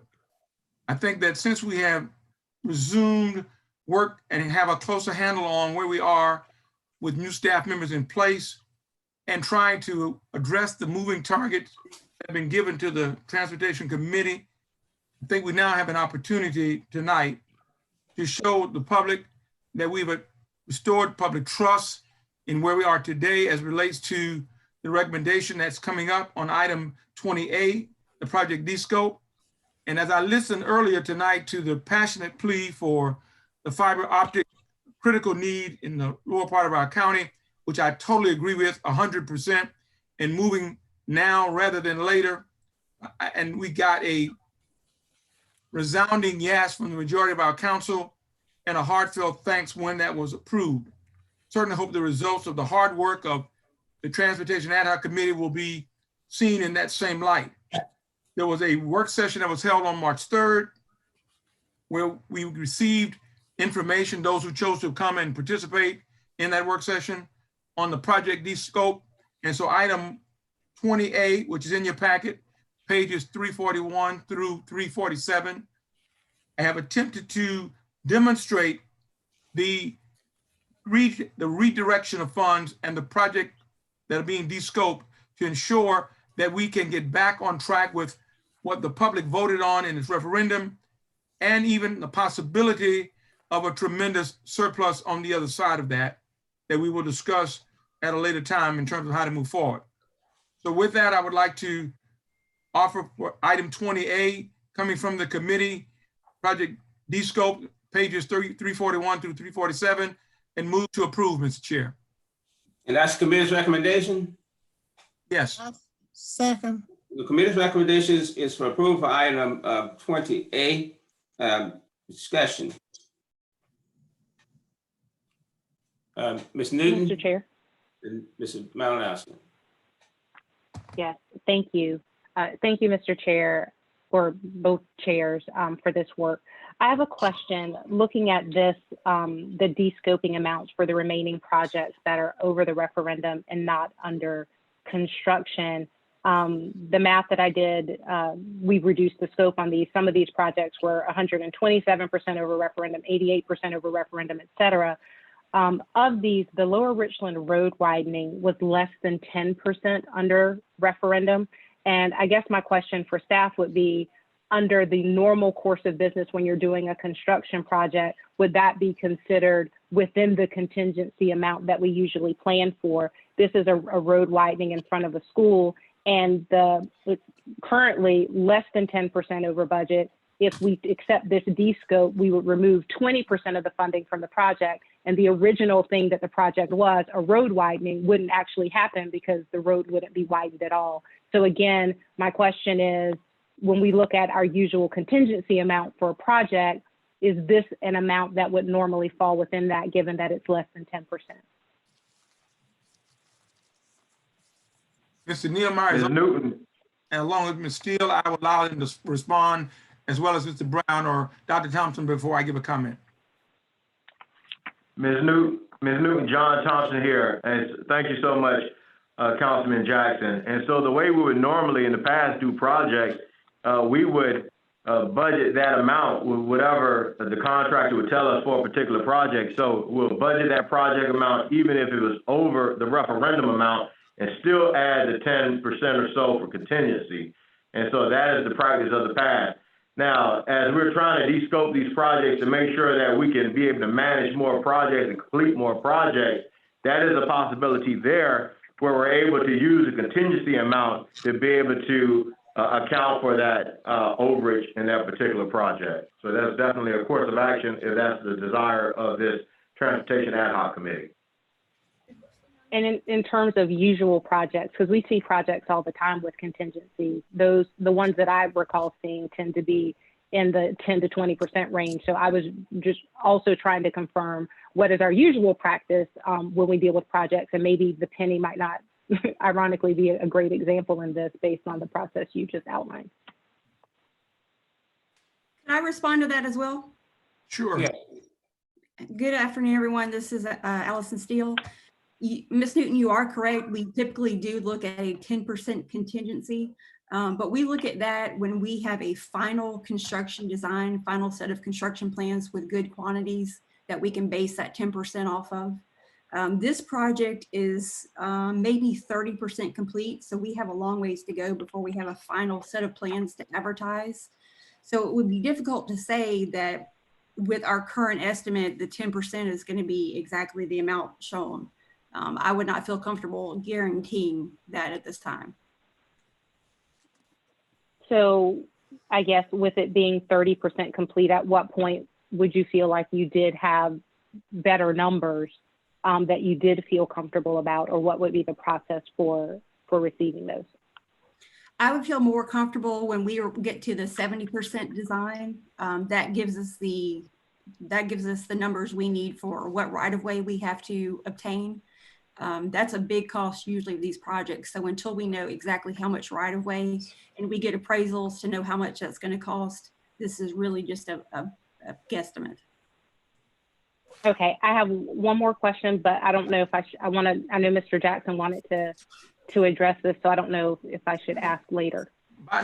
Is it related to this? By all means. It is related to this. So again, to that point about the contingency and not trying to derail the project that I know a lot of work has gone into, and I respect every taxpayer dollar in the scheme of construction. This is a pretty small amount that we're talking about. Is there a way to accept these recommendations, but to revisit the Lower Richland Road widening when you were further down the road with design, where we could address with a level of certainty what those estimates are, and if in fact it falls within the contingency range? And that's my last question. Thank you. I have Mr. Malinowski. Thank you, Mr. Chair. With what Ms. Newton just said, I think if we're going to address one in the future, I think then we need to be able to address all of them in the future. I think there's 3 or 4 widenings, so I would just make that recommendation. The other item that, while not a big deal, I guess, but I saw on every one of these under number 28 through D, under the fiscal impact, it says none. When there actually is there are multi-millions of dollars of fiscal impact. It may be from the penny tax, but that's what it is. Indicate that the fiscal impact is so much money, and that those funds are in the budget of the penny tax, because to say none is really not a correct statement. Thank you. Thank you. Any further discussion? If not, Ms. Roberts. Well, I'm sorry. Mr. Chair, I wanted to respond to Ms. Newton's point if I could. I wanted to wait and allow staff a chance to comment, and I wanted to briefly comment. I would hope, Ms. Newton, that we will make sure with the Pending Transportation Ad Hoc Committee to look at any item that's brought to our attention as we get closer to the level of completion, as Ms. Steele just mentioned, and to revisit them and look at where we are with funding. And that would be something I would be happy to bring back to the committee at that appropriate time. So if I could just ask, what would be the process for doing that? And I'll accept Mr. Malinowski's recommendation to look at all of them, and maybe there's a certain price threshold, because again, looking at the estimates here, I mean, there's a project that was 102% over budget, 127% over budget, and I'm talking at, can we look at a much lower threshold, whether you pick 10, 15%, or 20? I just want to make sure that I understand with this vote today that it really does come back before us, because to say that the project that was approved by the voters was a road widening, and now we're not going to widen the road at all when there's a negligible, again, I want us to respect all the dollars, but in terms of a percentage of the cost, it's very small. I would agree. When we drew the hard line in the sand as a council and said no money, no projects that are over the referendum, in any degree, 5%, 10%, or 100% would be moved forward. That's what created, as Dr. Thompson responded a moment ago, that's what created the position now of the council that we've said as a body, we will not allow any that exceed the referendum to move forward. And so unless we bring it back to the committee and revisit them, there is no other option. And that's why I suggested any project, including yours or Mr. Malinowski or any others, are brought back to the committee for consideration, that in fact the committee should do that. Any further discussion? I'm asking Ms. Robertson. Mr. Chair. Yes. I think this is Delia Myers. Ms. Myers, go ahead. Okay, thank you. So in light of what Ms. Newton, Mr. Malinowski, and Mr. Jackson have said, Mr. Jackson, is there a way to amend what it is that you've put before us so that it includes those sentiments to be sure that that happens before we move forward? Before we move forward, or while we continue to move forward? No, you're right. I don't mean to stop. You're right. I don't mean to to stop moving forward. I just mean that could be added as a step in the process, because I think you and Ms. Newton and Mr. Malinowski have raised very important, a very important point that each individual project, while the bright line rule is no money over the referendum amount, if it's 10 cents, it's not the same as 10 million, and it ought to be looked at. Of course. Mr. Chair, I'd be willing to include in what the staff is recommending tonight, sort of an amended component of that, to say that as we have each transportation ad hoc committee, that we review every project that is outstanding, that is not moving forward from its original state, and look at our funding to ensure that there's not a way that we can revise that project based upon current funding at that time. I think I second the motion in the beginning. With that amendment, Mr. Jackson, I'll still second that motion. Thank you. Okay, thank you. If I could just add, I guess, to that point, and you achieved it, and I hate to belabor it, but I think that when we bring it back, we should address a certain threshold, because again, if something is 5,000% over budget, I don't want to open a Pandora's box where we're trying to consider that. So whether you set it at 20%, 15%, but that council will set that criteria. Sure. At some point, let's ask staff to just recommend a threshold. Absolutely. All for the question. Yes. Okay. There's another question. Ms. Myers, excuse me again. Ms. Roberts, please call the roll. Malinowski. Yes. Dickerson. Yes. McBride. Yes. Livingston. Yes. Teratio. Yes. Walker. No. Kennedy. Yes. Manning. An enthusiastic yes. Jackson. Yes. Myers. Yes. Newton. Yes. It passes. Thank you, Mr. Chair, and thank you, colleagues, for your support on getting us, I think, moving again, but being fiscally responsible to our public audience for the projects that we will now be able to get going once again. Mr. Chair, before you go, do we need to reconsider that item? Yes, ma'am. I move to reconsider. Motion to reconsider. I'll second it. Thank you. Motion moving properly second reconsideration. Ms. Roberts, can you care to vote for reconsideration? 28. Yes, sir. Malinowski. No. Dickerson. No. McBride. No. Livingston. No. Teratio. No. Walker. Yes. Kennedy. No. Manning. Jackson. No. Myers. No. Newton. Yes. That fails. That brings Mr. Jackson, make the change. Thank you. Item 20B is the Green Street Phase 2 material testing contract. I'm going ask Mr. Nehemiah to speak to this, please. Mr. Nehemiah? Thank you, Mr. Jackson. Chairman Livingston, members of council, up before you is the contract that came out of committee. The committee recommended approval of the contract for the material testing for the Green Street Phase 2 project.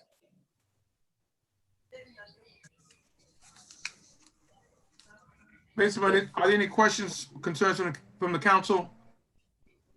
If not, the committee recommends approval. The committee recommendation was for approval. Discussion. There being no discussion, Ms. Roberts, can you carry the motion for item 20B? Malinowski, Yes. Dickerson, Yes. McBride, Yes. Livingston, Yes. Teratio, Yes. Walker, Yes. Kennedy, Yes. Manning, Jackson, Yes. Myers, Newton, Myers, yes, yes. passes. Mr. Chair, move for reconsideration on this item. Motion for reconsideration, second reconsideration. Second. Moving properly second. Ms. Roberts, can you carry both? Malinowski, 20B. No. Dickerson, McBride, No. Livingston, No. Teratio, No. Walker, No. Kennedy, No. Manning, Jackson, No. Myers, No. Newton, No. it fails. Thank you very much. Next on our agenda is item 20C, Green Street Phase 2, the CE&I contract. Mr. Nehemiah. Thank you, Mr. Jackson. What's before you is the Green Street Phase 2 CE&I contract.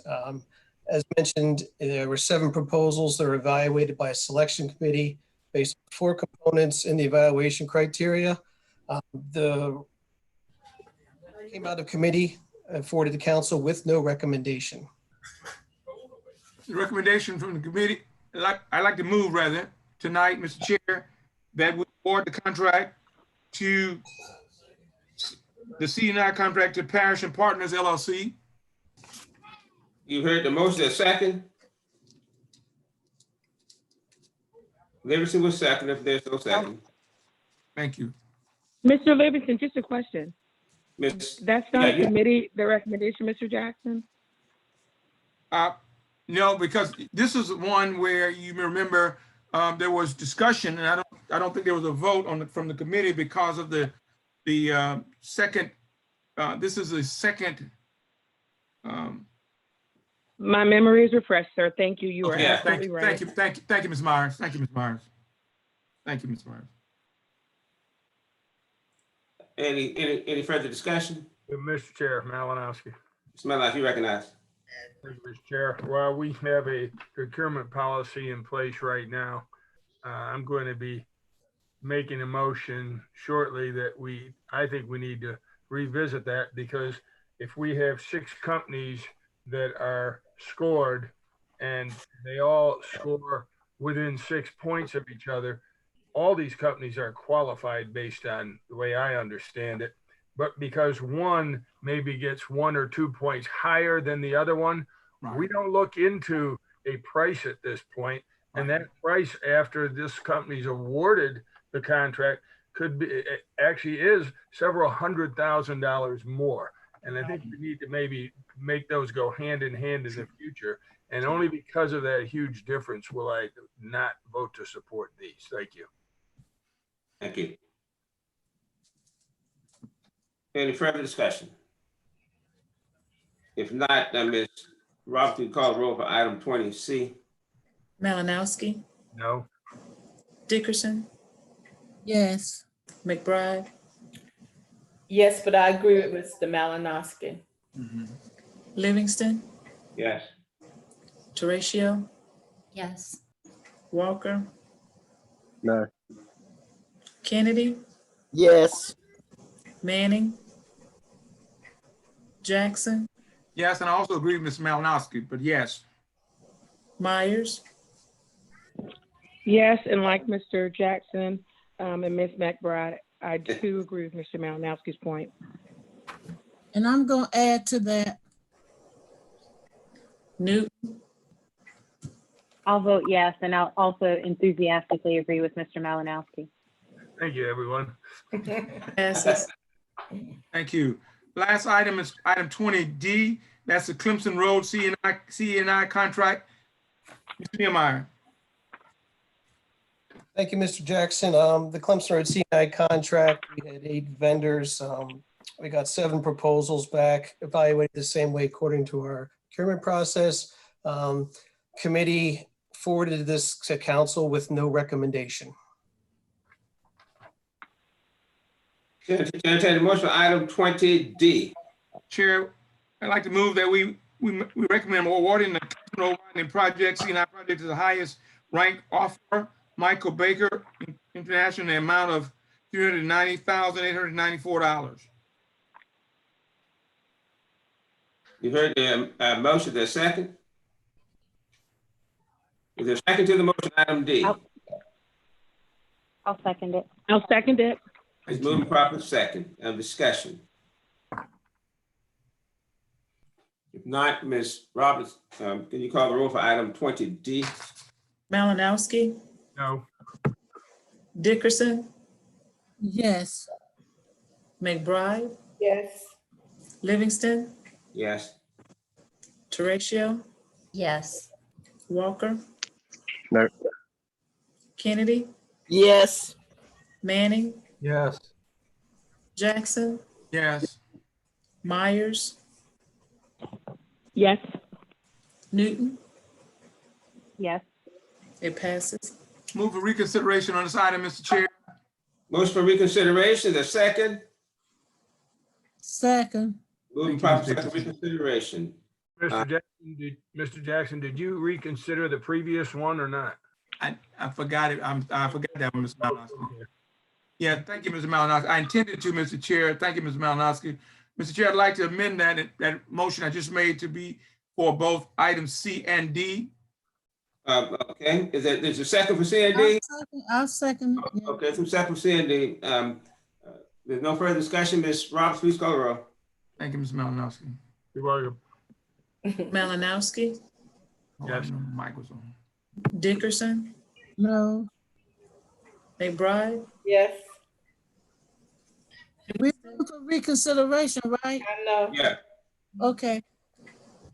Livingston, No. Teratio, No. Walker, Yes. Kennedy, No. Manning, No. Jackson, No. Myers, No. Newton. No. It fails. Mr. Chair, that concludes the report of the Transportation Ad Committee. I want to thank my colleagues for their support as we move forward with this tremendous effort with transportation for Richland County back on a positive track. Thank you very much. Thank you, Mr. Livingston. I'd also like to take upon a personal privilege to thank Mr. Jackson for his unwavering leadership on this item. You did a lot of work and it came out really good. So thank you so very much, okay? Thank you, Ms. Dickerson. I appreciate that.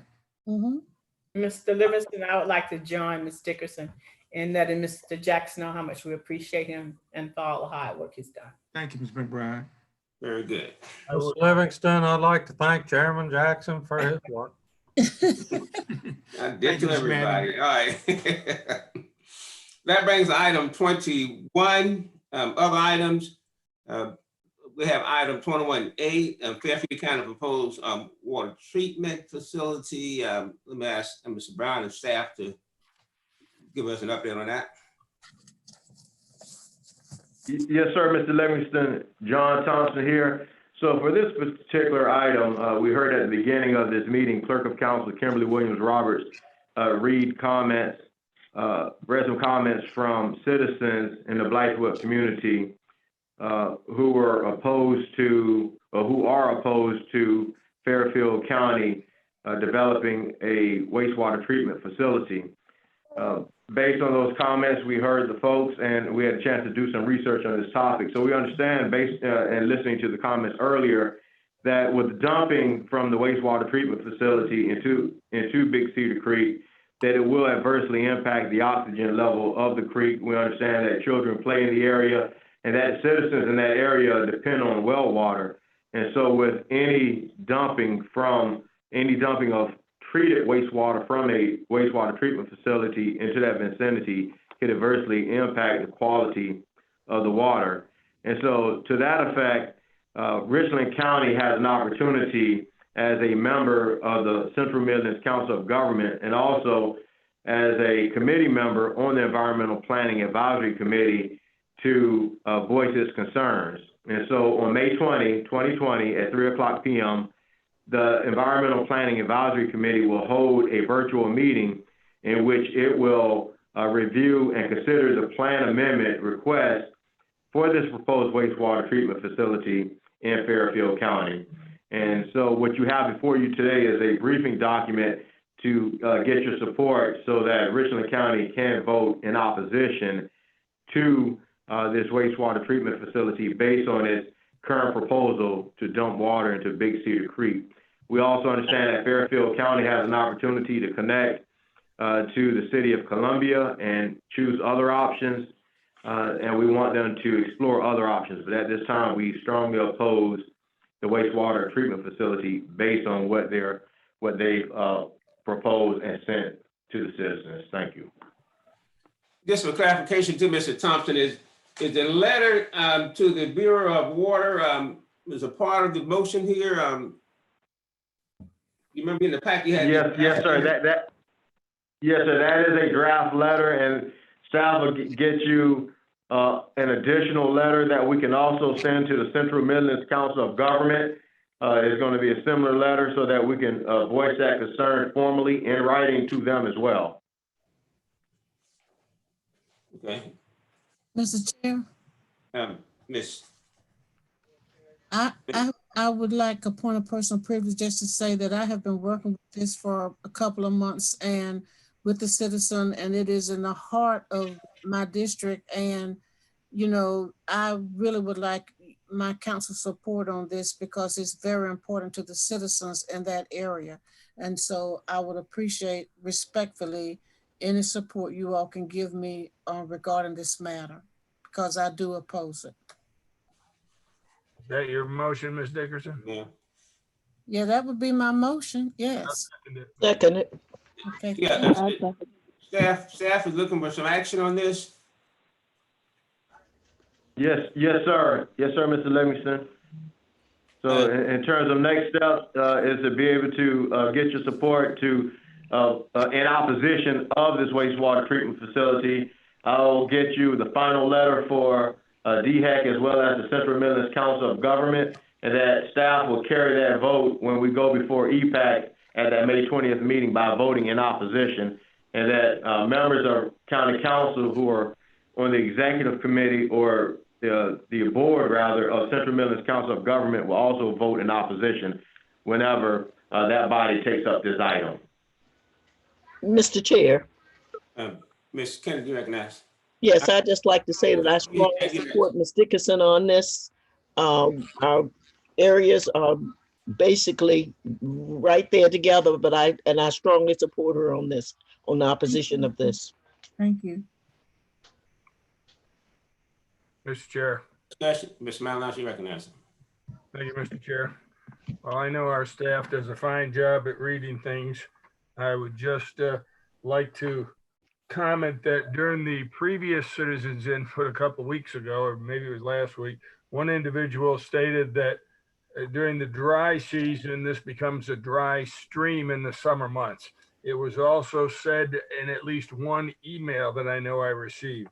And so I'd like to turn staff's attention to page 360 down at the very bottom. And it says, in general, a discharge to a wet weather stream or ditch will not be viewed favorably. And I think that could come into play quite a bit right here. And I think we need to point that out to them, and we need to somehow verify that this does become that dry weather stream or wet weather stream. Thank you. Absolutely.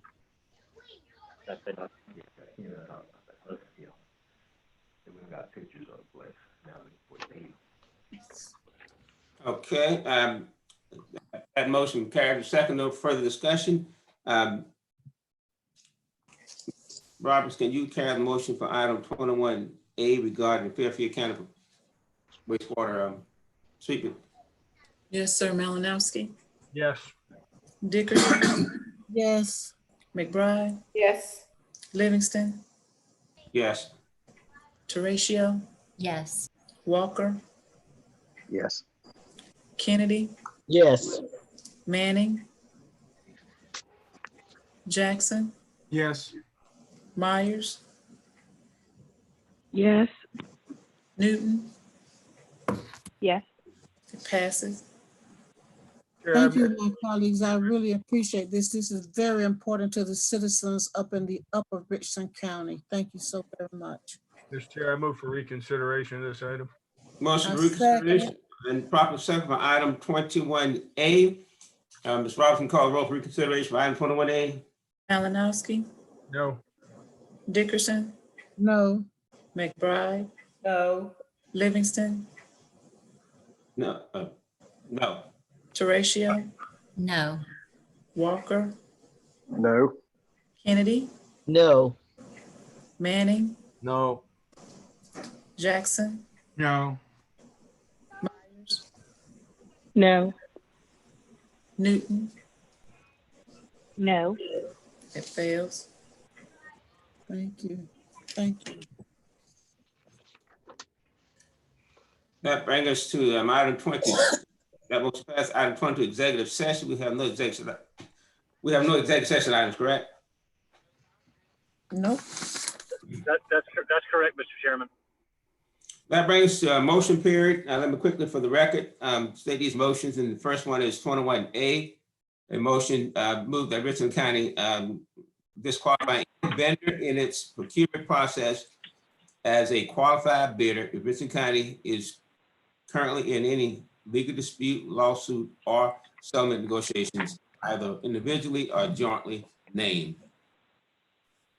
Mr. Chair, point of personal privilege. This is Walker. That was Walker, yes.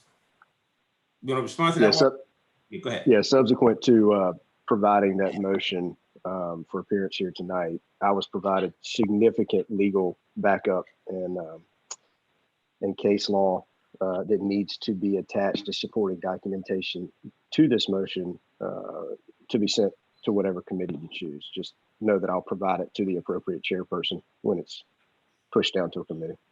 Great. Mr. Livingston, Ms. Myers, you recognize? thank you, sir. I'd like to join that motion. I support it As well, wholeheartedly. Livingston, if the maker has no objection. Okay. No objections to any of my Newton. colleagues who'd like to support. Okay. Newton also. And Dickerson. All the council. Why all the council be Let's say listed? we all support. Yeah. I'm trying to figure out what committee that's going to fit best.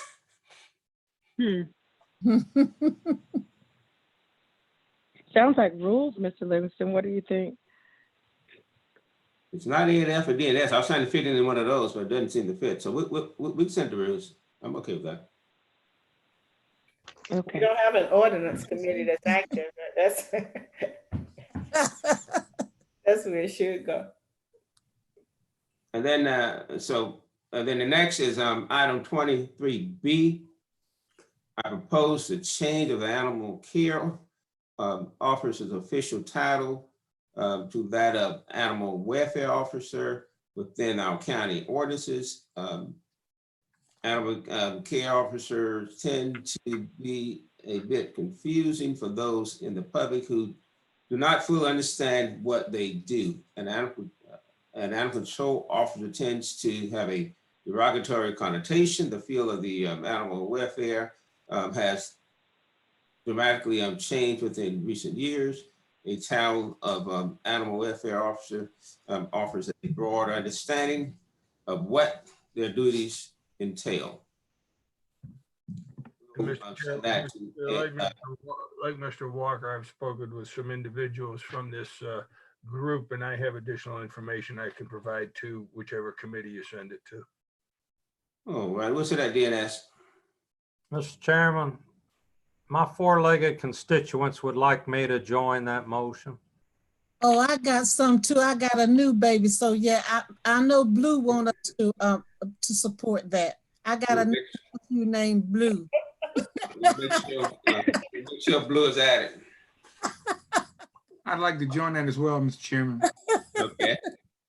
Mr. Chairman, for the little doggies around, I want to join.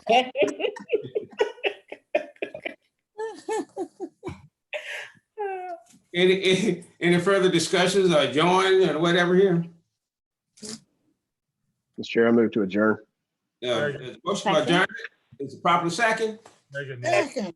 Moving properly second. Thank you all so very, very much. You've been so cordial and easy to work with tonight. Good night. Yes. Mr. Livingston. I better stop there. Meet adjourned. Mr. Livingston, are you going to take a That's vote? okay. That's okay. Take a what? Vote for adjournment? Oh, Rob's calling roll for adjournment. Mr. Malinowski? Livingston. Yes. Is there a question for before adjournment motion, the vote? Yes, sir. Please Yes, go ahead. I just got an email that I'm compelled to share with my colleagues. It comes from one of the little kids in District 10 who says, she's listening in and thank you all for high-speed internet. So you've already had an impact. I just wanted to thank everybody. It makes a big difference. She's 10. Thank you. So thank you all again. All right. Ms. Roberts, go ahead and call the roll for adjournment. Malinowski? Yes. Dickerson? Yes. McBride? Yes. Livingston? Yes. Teratio? Yes. Walker? Yes. Kennedy? Yes. Manning? You can stay. Jackson? Yes. Yes. Myers? Yes. Newton? Enthusiastic, yes. It passes. Meeting adjourned. Thank you. Thank Bye. you. Bye, everybody.